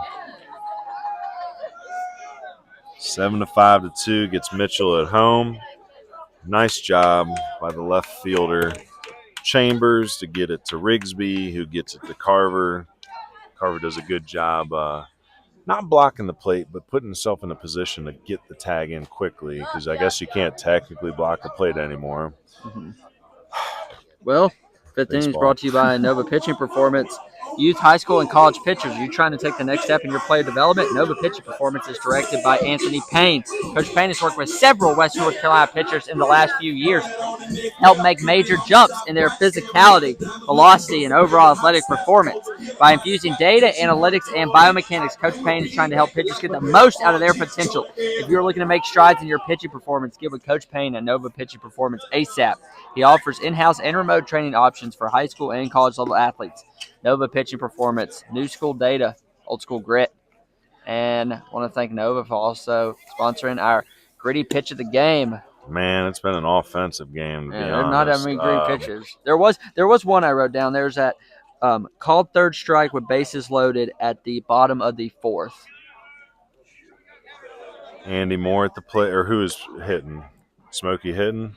Yeah, Pisgah was hitting. Smoky shut it down. Bases loaded, bottom of the fourth. That would be striking out Zach Wester here. Ethan Gilder at the bottom of the fourth. They had rallied. They rallied for four. But yeah, I would say Zach Wester K'd by Ethan Gilder in the fourth inning. That was a batted around inning. They sent 10 to the plate, but Gilder finally closed the door there and kept them within 3. So now it's a 2-run score after the single and then the play at the home there. So Ford Jones hits it to the shortstop, picks it up, throws across, and they get Ford Jones by a centimeter at first base. I think that's the right call, but it was bang, bang. So big first out there for Ethan Gilder.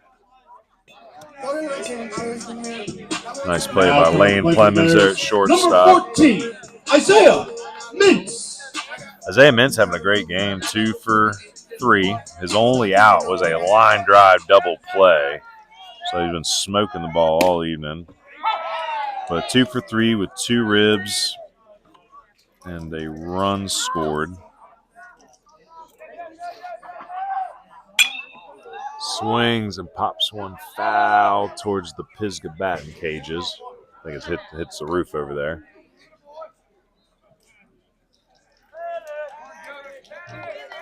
So a hot, humid day turned into like a wet, chilly night. Again, no rain, but still just fresh moisture everywhere.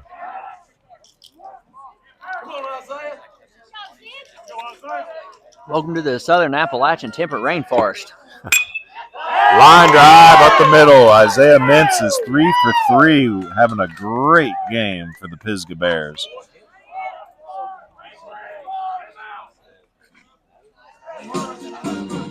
Now coming to play for the Bears, number 10, Braden Surrey.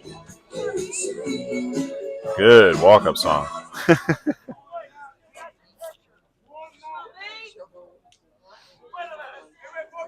Say some old rock jazz or whoever that was on the Bee Gees or something. I don't know. So Mintz with the 1-out single. He's 3 for 4 in the night. Here's Braden Surrett trying to help himself. Had a single and scored a run in the fourth. He's 1 for 3.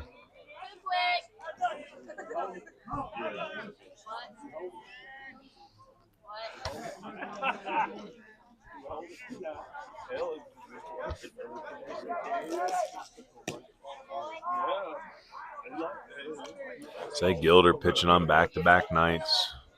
23 pitches yesterday.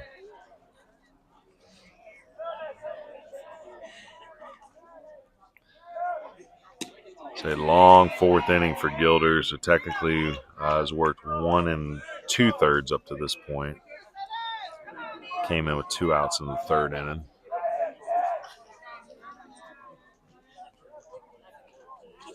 Thing I will say, looking like we're going to get a late arrival at the house.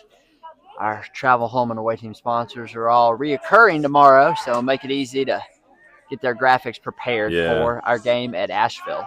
Oh, yeah, we're excited to see TC at Asheville. 2 of the best teams here in the Western North Carolina region. TC going for their third straight 4A state championship. Very talented senior class coming through right now. And Asheville, again, had a slow start to their season, but they've been Now coming to play for cruising. A senior, number 15, Carson Allison. Say Asheville's been cruising for most of the season after a rough 2 weeks in the beginning. Say Jay Sekretarski had 2 home runs in their game yesterday, put them up 3-0. They went to that 6th inning, and TC started chipping away and ended up walking it off on a JT Smith hit. He hit a ball over the right fielder's head and walked it off. That is out number 3, Carson Allison grounding out to the pitcher. So scoreless inning there. Want to thank our broadcast sponsor, CamWood Bats, located right here in Haywood County, but serving baseball and softball players across the world. Game bats, trainers, tees, tutorials, and more, all available for purchase at www.camwoodbats.com. And as part of our partnership with CamWood, make sure to use the coupon code on your screen, BBUWNC, for a 10% discount on all purchases through their website. I want to also thank our travel sponsors for this evening, BH Granny Landscapes Incorporated, as well as Tagged Out Hunting Supply. Appreciate both of them for helping Baseball University with the travel expenses we encountered throughout the spring, including gas, food, and in some cases, lodging. Heading to the 6th inning here. 6th inning is brought to you by House of Power. I want to thank Sheldon Reed over at House of Power for being our 6th inning sponsor.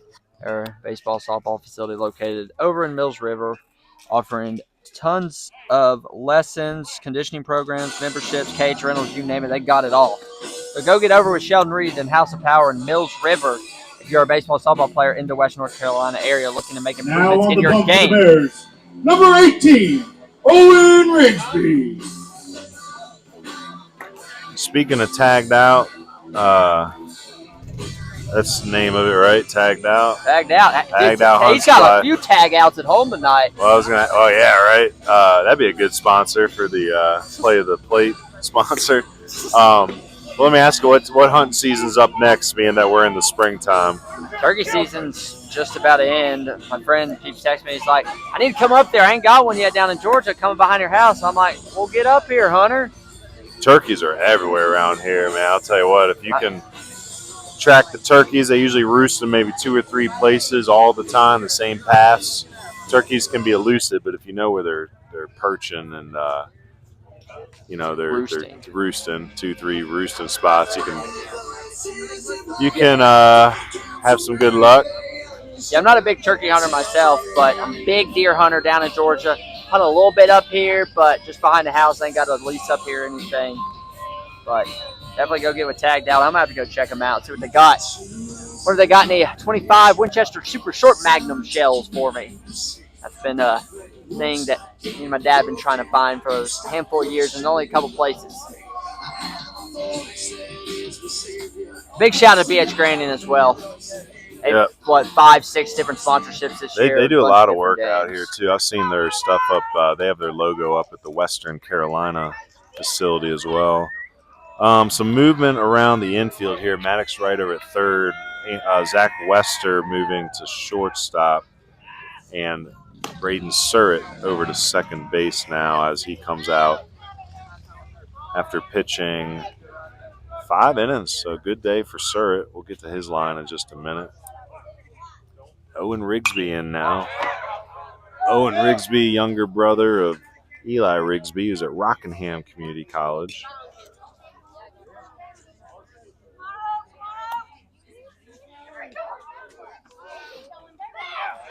So 5 innings pitched for Surratt, 5 runs.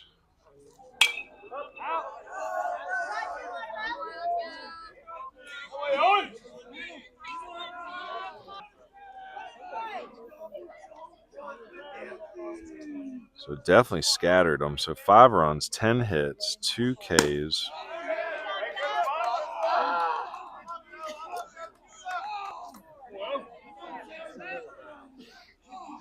And only 2 walks, so a little bit of wizardry from Surratt tonight.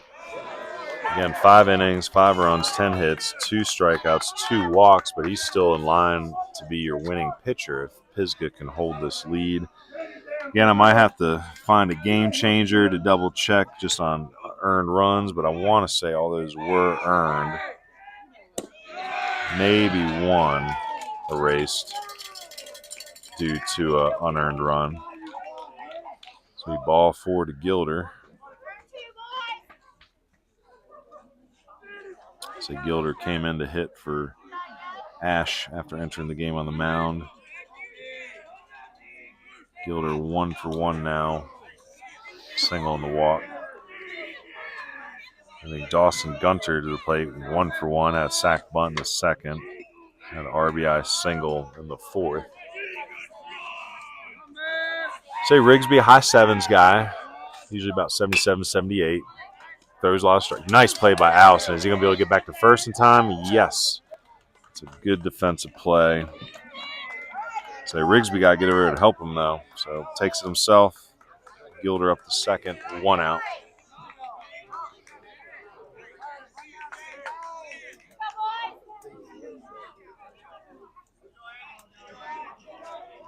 So, yeah, it is final. The Orioles do win a baseball game, 5-4 over the Yankees. And What losing streak does that break?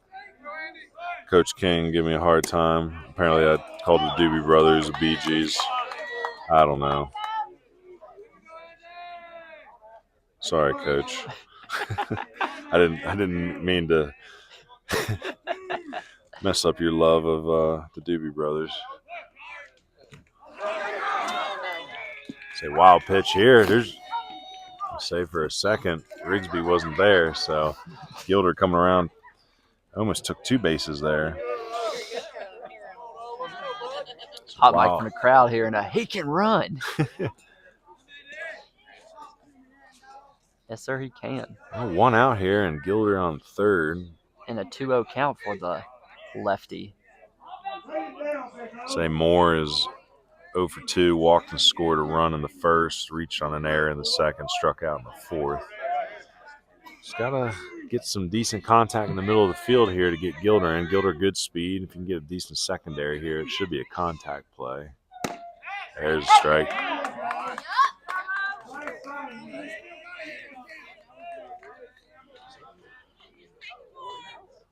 Important run right here for the Stangs. They're trying to bring in. Definitely could use this. Nice spot, but must have missed inside a bit. It's a good spot, but he's correct.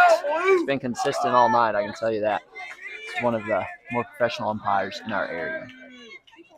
Has not missed a lot of calls, if any. We need to umpire scorecards in high school.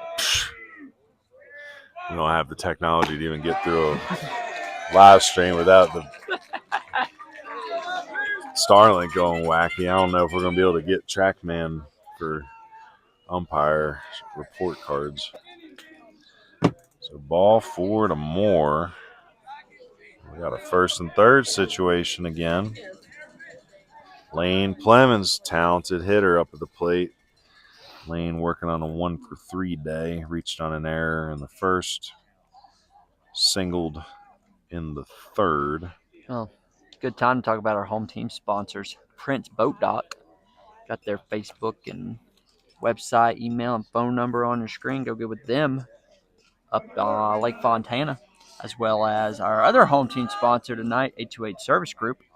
Both of them are sponsoring the time that Baseball University puts towards marketing its game to coaches pregame with editing and posting highlights for the Pisgah Bear prospects with recruiting and scouting content on social media for the coaches post-game. Thank you to Prince Boat Dock and 828 Service Group for sponsoring the Pisgah Bears. Yeah, Prince Boat Dock. You got pontoon boats, paddle boards, boat storage, houseboat mooring. So that'd be kind of fun, living in a houseboat. But up there in them great Smoky Mountains, Nottanyala National Forest. What do you got on 828 Service Group?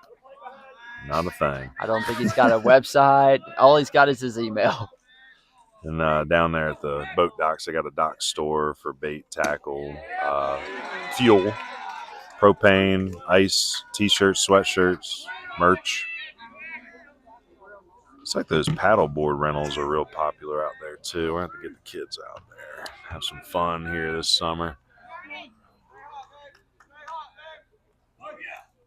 Lane Clemens, ground ball. It's going to be Surratt. He's going to throw to first for the out, but it is going to get the run in and move the runner up. So a RBI ground out for Lane Clemens, 4-3. So the tying run is on board still and in scoring position with 2 outs. And that's going to bring one of Coach Clemens' most dangerous hitters up to the plate, Weston Winchester. Weston went yard last night. Oh, smart decision here to put the big swinging lefty on. Big swing lefty here to force out at first, second, and third. Coach McFarland over at Crest getting up on the X Twitter right now. Good win to improve to 19-4 and 12-1 in conference. Outright conference champs. Jackson Queen had the win on the mound, and Hudson Lund got the save. White McSwain 2 hits. Congrats, Coach McFarland and the Crest Chargers winning the Big South 3A. Could be facing one of these teams in the first round. Oh, that ball is going to hold up, though. It's out number 3. So not a bad swing by Shepard. Shepard had been having a pretty solid night. He was 2 for 2 going into that with a double and a single and a rib. Hits it hard on the nose. Well, there's a warning from the umpire. We heard it could be a little chippy tonight after last night's extra inning battle. So innings over. It's 7-6. We got warnings on both sides, but now we're going to talk about our 6th inning sponsor, House of Power. Are you looking to take your game to the next level? House of Power is a baseball and softball facility located in Mills River. If you're a baseball or softball player in the Western North Carolina area who wants to improve their skills and train like the best, check them out. House of Power, founded by former Clemson Tiger and professional ball player Sheldon Reed, offering one-on-one lessons for hitting, pitching, and catching. Strength and conditioning programs to develop explosive power. Facility memberships you can train on your own schedule, and cage rentals for individuals and teams. Conveniently located in Mills River, North Carolina. Check them out online at hophendersonville.com. That's hophendersonville.com. As part of our partnership with House of Power, make sure to use the coupon code BBU WNC for a 25% discount on your first lesson. Say, looking through the box scores for the big hit of the House of Power big hit of the game. Singles for. Yeah, I'm going through my thing and I see RBI single, RBI single, RBI single, RBI single, RBI single. Shepherd's Bears got nothing but singles, which is fine because they needed hits. But your big double was off the bat of Case and Shepherd there in the 5th inning. And you had a double by Luke Rogers. That was the one down the third baseline. Shepherd's went all the way to the fence on a bounce. So right now, Shepherd is our big swing of the game. However, we got a inning and a half left here for somebody else to force the hand on that big swing. So let's see. Due up here for your Bears, it's going to be Chambers, Carver, and Wright in the 6th inning. Hunter and I have been talking about maybe doing some postseason awards, maybe making them coaches polls awards for like Player of the Year, maybe a Foothills Player of the Year, a Mountain Player of the Year, a Cy Young, a Rookie of the Year. For the Bears, a senior, number 2. We'll see. The media side of everything is a lot of fun, but it's a lot of work. And I'll be honest, with the college season ending here, it's time to put my full focus back on advising and getting with these college coaches and start figuring out their needs so we can get these 26s placed. It's been one of the slowest years for high school recruiting. You're seeing a few 26s commit here and there in that elite level. I'm still nervous for them when they get to college because they'll be the first cuts if it happens to be that way. But I think a lot of schools have expressed that it probably won't be till late summer or fall that they start making moves on some of these 26s because they have a different recruiting calendar now. Once the playoffs start, transfer portal opens up immediately. Coaches will look for players in the transfer portal, but you also have those players ringing up tons of coaches, and those are usually fun phone calls for coaches because you might have an all-conference player or a D1 bounce back get in touch with you out of nowhere. Then after that, you got to start filing through all the JUCO guys that are trying to transfer. And then you'll kind of look at your roster as you get back into the fall as a college coach and be like, all right, well, let's see what sort of room we got for these high school guys. Some coaches have abandoned recruiting high school players altogether, as we watch the K there to Chambers from Gilder. And there's other coaches that prioritize high school recruiting because they still believe in developing players in their system and building relationships and seeing them make it all the way through. Boone Carver up now for the 4th time. He's 1 for 3. He's at an RBI single. Flew out to right field twice as well. So a nice shot by Gilder with the leadoff K. Smoky's going to need a clean inning here before they head to the top of the 7th. Ooh. He squeezes it. I have it. Say Weston usually got real soft hands back there. Good receiver. Ground ball right back to Gilder. Bobbles for a minute. Underhand throw. That was a long underhand toss right there for the second out of this inning. Impressive. I was like, he's going to lob that thing and it's going to go up, but he did what he's supposed to do. You're like a quarterback with the options, like pitch. Gilder's got a future in the modified softball leagues. Maddox, right. So I played 1 year up in Maryland in a modified softball men's league before I moved down, and the rule there is like you can't go all the way around, but you can throw it as hard as you can underhand. And my buddy Scott still makes fun of me to this day, but like I was their shortstop and one of their better fielders on that team. But my nickname on that team was O for my life Cook, because like every at bat fly ball to left field. I could not figure out hitting in the modified softball league. Anytime I played rec softball at the park, I ain't poking the ball, but 200 feet at best probably, especially slow pitch softball. So they just come, the outfielders come play in, and you'd never get a blue cover. I'm like, come on, that's unfair. Bunt. There's a pop fly in the middle of the field. That's going to be hauled in by Rogers there for the final out. So a quick 1-2-3 is exactly what Gilder and the Smoky Mountain Mustangs needed there. So we're heading to the top of the 7th. Thank our away team sponsor, Friends of Smoky Mountain sponsor, and the time that Baseball University puts towards marketing this game to coaches pregame and editing and posting highlights for the Smoky Mountain Mustang prospects with recruiting and scouting content on social media for the coaches postgame. Again, going to throw up this prospect filming flyer. Pause it, take a screenshot of it so you can look back on all the information. It's all on there. We're going to be out at Mars Hill on June 4th from 8 to 4, open to 26s through 28s. And I want to also throw up the recruiting advising program flyer. 200-plus total commits and growing, going to 60-plus colleges. Definitely get with Coach Cook and his recruiting advising program. It's been really cool to see him interact and help him out at some of these filmings and events. And I know, like, I'll speak for Coach Cook. He does some great work, and he's got a lot of kids, and he cares about the kids in our area. So appreciate Friends of Smoky Mountain for letting us talk about different programs we offer at Baseball University of the Blue Ridge as we head into the 7th inning. Top of the 7th. Brought to you by Chad McMahon State Farm. Chad McMahon State Farm over in Waynesville. Give him a call or send him a text, 828-452-0567. Still probably stop by his office over in Waynesville. Chad's funny. One thing that Chad likes to do when he gets a new customer is like bring him into the office and sit down and really meet you. And you know my wife, like she's a very, very homebody like type. Loves homeschooling the kids, working on the farm. One of Chad's employees calls her yesterday. It was just out of nowhere. He's like, hey, Chad wants to have you come in, just meet you. And he was like, I don't like to leave the house much. I might come up. But I love it because, I mean, it's good customer service.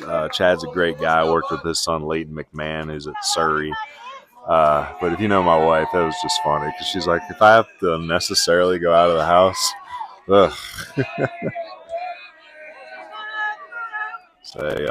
she works hard raising our family and keeping our farm functionable. Hopefully our rooster sale went well today. I left today and told her, hey, somebody's coming by at 6 to buy 2 roosters. So she don't like that part of it, chasing down animals. So Owen Rigsby here going to try to close it out. So this is actually a save situation. You don't see this all the time in high school. So save situation here for Owen Rigsby. Surratt, your pitcher of record. Line drive single to right field.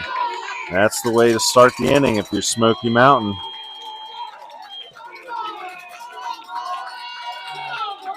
So lead-off single by Aiden Foxworth. That's his first hit of the game, and what a good time to get it. So Aiden struck out in the 5th, fielder's choice in the 3rd, and a ground out to the pitcher in the 1st. So that was a good piece of hitting there. 1 for 4 in the evening. 22 for 12 re-entering, and a pitching change. Oh, wait, am I missing something? That was a pinch hitter. I'm Yep. a dummy. Let me go back. Number 12. Figure this out. Number 12 was Will Clonk, sophomore. So let me write him in here. What number was he? Number 12? Yep. So Clonk with the single. Sorry, Aiden. 0 for 3 for you. Will 1 for 1. And Foxworth goes back into run, so we're guessing he's the quicker of the two. So gotta love Coach Plemons' strategy here. It's going to be Josh Mitchell up to face Maddox right as we have a pitching change here. Maddox, a low 8s guy, got him up to 84 earlier in the year. Raw as the day is, like I said, this kid's got a ton of potential, and they're going to need him to throw strikes here. He's got Mitchell, Luke Rogers, and and Ethan Gilder to face here after that leadoff single. Mitchell right now is 2 for 3 with a single, or 2 singles and a run scored. Also has a stolen base. Rogers coming up in the hole. He is 2 for 2 with a double and a single and a rib, sack bunt. And Gilder, since he's coming to this game, he's 1 for 1. So this ain't going to be easy. This ain't going to be an easy task. So Rigsby works 1 inning, gives up 1 run on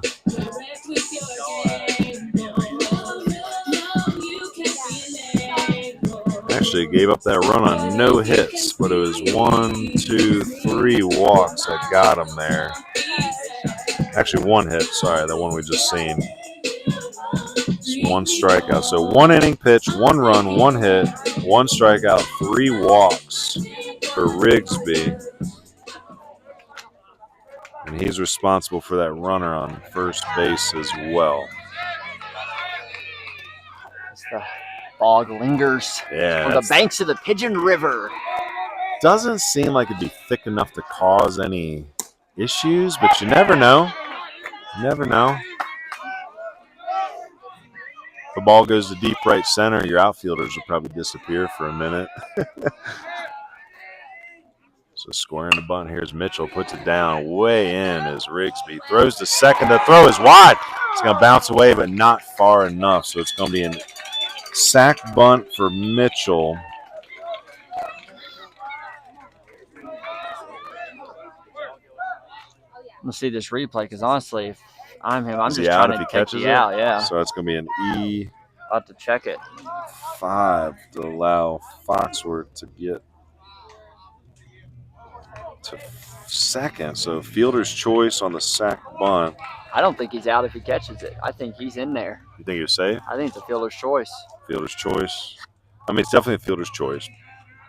We'll go ahead and erase the E5 then. Just call it a straight fielder's choice that Foxworth got a good jump on and beat. Yeah, So I don't know why he's trying to throw to second there. Like, at that point, when the runner's already down the line, you just make that easy throw to first, get the out. He was way up to get the bunt, but again, hats off to Foxworth on getting down to second. Good secondary, able to motor in. So nobody out here. Luke Rogers working on 2 for 2 night. He bunts. That ball is foul. Nice job by Carver to let it squibby foul there. A little bit of English on it. So again, the sack bunt in the second for Rogers. That helped score Mitchell in that inning as Ash came through with a single afterwards. Then Rogers had a double. The lead off the fourth came around to score, and then the RBI single in the fifth. So a lot of noise coming here from both dugouts. We've already had warnings to both, so hopefully we don't see anything along that ilk. So Maddox right with a big K of Luke Rogers. And again, I'm not going to walk out and get any velo on it just yet because it's an intense game. but I've had him 80 to 84 this year. I'd say he's sitting lower eights. Touched 84. Good athlete, good two-way potential. So Ethan Gilder up now. And Gilder, noble pitching performance coming out of the bullpen for the Mustangs today.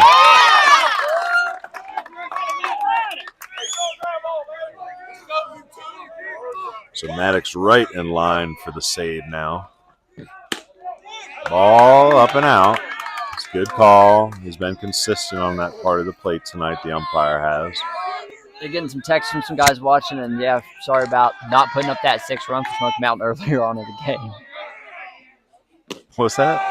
That ground out 4-3 for Clemens. It scored the RBI. I forgot to put it up on the scoreboard, and so I was like, how'd they get their 6 run? Like, where'd that come from? But I forgot to put that up. Sorry, so 7-6. Everything's it is right. 7-6. Ball up, so 3-1 count. Only third base is open out there, so it'd be bases loaded if he walks them here. Ooh. Say Maddox had the right stuff there. So big pitch here, 3-2 count. Gilder. So Gilder's had a good year on the bump this year, but they're asking him to swing the bat now. 1 for 1. Swing and a miss. So Maddox, we're trying to right the ship here for the Pisgah Bears. Got 2 outs, and with Dawson Gunter, your number 9 hitter coming up, would be the final out of the game if the Bears can retire him. Gunter right now 1 for 2 at an RBI single and a sac bunt. Grounded out to the first baseman unassisted in the 6th inning. So Maddox right after a leadoff single given up by Rigsby to Foxworth to make the pitching change. There's the sac bunt, fielder's choice. It allowed Mitchell to reach. Foul ball here by Gunter. Then the K to Rogers, the K to Gilder. So big outs recorded by Wright on these last 2.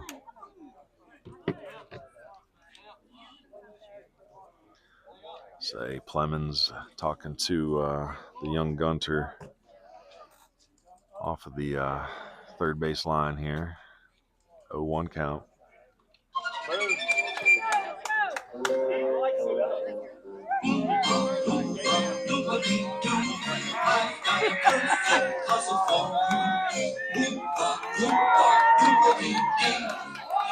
Say this Pisgah dugout's ready to explode. I will say that. If they can get this final out, you're going to see some fireworks out here. It's a big win for Pisgah, and it kind of puts the ball back in North Henderson's hand to try to secure second place. Ooh, excuse me, swing. And that's going to be strike number 2. So Maddox Wright doing his best to try and strike out the side for the win here. What a nail biter here in Haywood County tonight. I'm glad we picked this one up. It's a good high school baseball game. Here's the pitch. Woo! Just outside. But credit to the umpire. He's been consistent tonight. He has not been calling that. Say whether it's inside of the lefties or outside of the righties, he hasn't been given that spot. Swing and a ground ball into the Smoky dugout. Nice grab by Lane Clemens.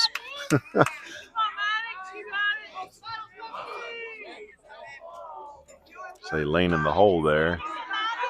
With a bat in hand, snagged that foul ball. Now back to the play on the field. It's 1-2 count. Maddox Wright delivers.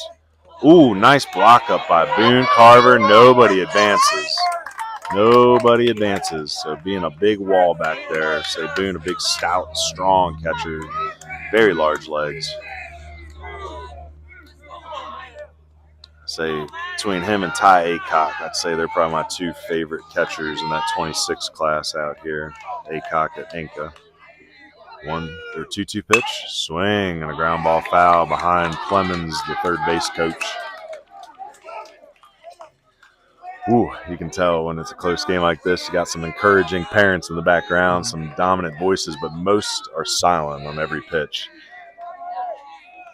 Yes, he did. Strike 3. Maddox right. And that is strike 3, so I know that Gunter is upset, but he absolutely swung on that pitch.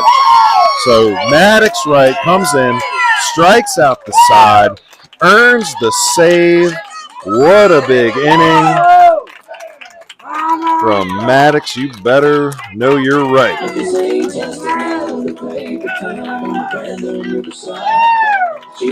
So Wright faces 4 batters, strikes out 3 of them. Mitchell had that sacked bunt that ended up being thrown away at second, but does not hurt Pisgah.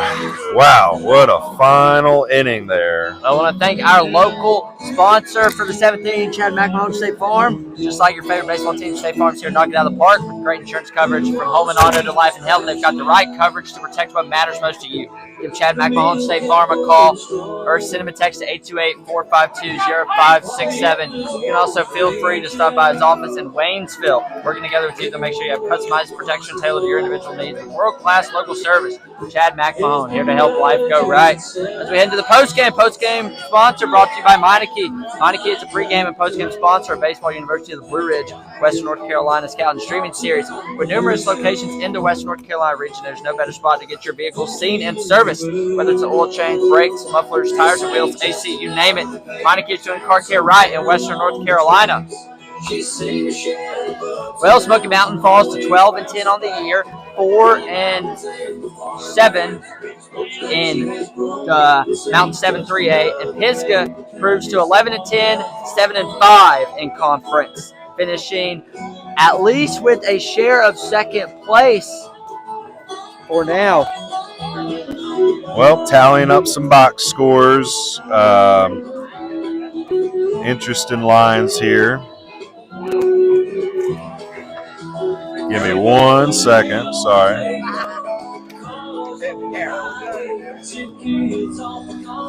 All right, well, we have some interesting score lines for you here. All right, so for your Smoky Mountain Mustangs, Lane Clemens 1 for 4 with the ribby, Case and Shepard 2 for 3 at the double, RBI and a run. Clonk, sophomore, coming in 1 for 1 on that pinch hit. That was huge to try to extend the game. Josh Mitchell 2 for 3 with a run and a stolen base. Luke Rogers 2 for 3 at the double, run and an RBI.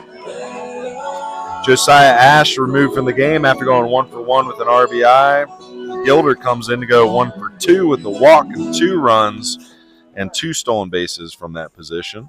And Dawson Gunter 1 for 3 with an RBI. Now on the Pisgah side, you have Isaiah Mintz 3 for 4 with 2 ribbies and a run. Braden Surratt's going to be your pitcher of record tonight. He gets the win.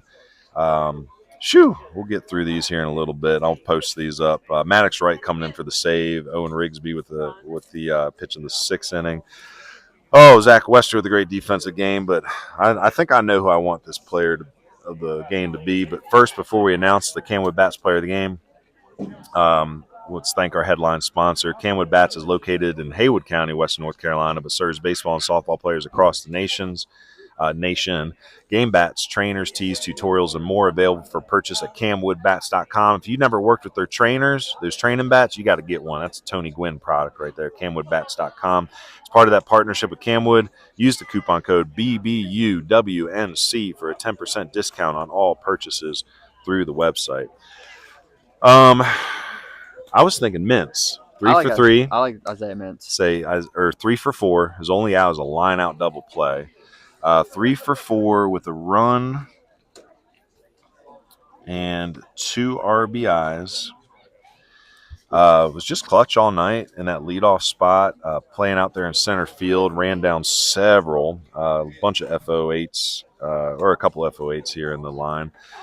So Isaiah Mintz, congratulations, but truly a team effort tonight.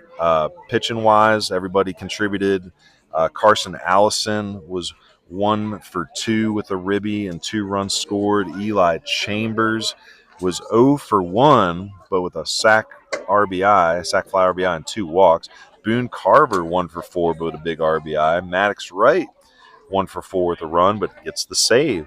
Owen Rigsby comes in and gets a good inning. Zach Wester, he's 0 for 2, but with a stolen base, a walk, and a run. And Ford Jones, 1 for 3 with an RBI and a stolen base. So everybody chipping in, but Isaiah Mintz with the big night, 3 for 4, 2 ribs. Congratulations, Isaiah. We'll get out here and give you your player of the game bat in just a minute. We'll let Hunter thank our sponsors here before we sign off. Yo, that's it for this evening's rendition of Baseball University Scout and Streaming Series. Thank you again to our sponsors, Meineke, Bloom Patch Farms, Helltech Solutions, American Legion Post 70, Hahn Solutions and Grading, Nova Pitching Performance, House of Power, State Farm, Chad McMahon Insurance, and of course, CamWood Bats, as well as our travel sponsors, BH Granny Landscapes Incorporated, Tagged Out Hunting Supply, our home team sponsors, Prince Boat Dock and 828 Service Group, and our away team sponsor, Friends of Smoky Mountain. Join us again next time as we travel to Asheville tomorrow to watch TC Robinson Rams 19-4, 11-0 in the MAC take on the Asheville Cougars 15-6-1 and 9-1 in the MAC, battling for either a share of the MAC championship for the Cougars or TC Robinson outright MAC champs. We'll go live at 4:30 with the first pitch at 5 o'clock. Again, thank you guys for tuning in. If you want to help support Baseball University of the Blue Ridge, visit our Patreon, www.patreon.com/BBUniversityWNC. We'll have some playoff projections up there, hopefully after the end of the week. I'd say Saturday. Probably on Saturday once we tally it. I'll have some updates tomorrow during the broadcast, so make sure to tune into that TC Asheville game. And stay connected to Baseball University across all the platforms, Facebook, YouTube, Twitter, Instagram, and their website is www.baseballU.org. Appreciate you guys. Well, the hot, humid, wet game. Yeah, we had, good Lord, the weather almost 400 views. Appreciate at our peak about 50-something concurrent viewers. Appreciate you guys, and we will catch you all next time. signing out.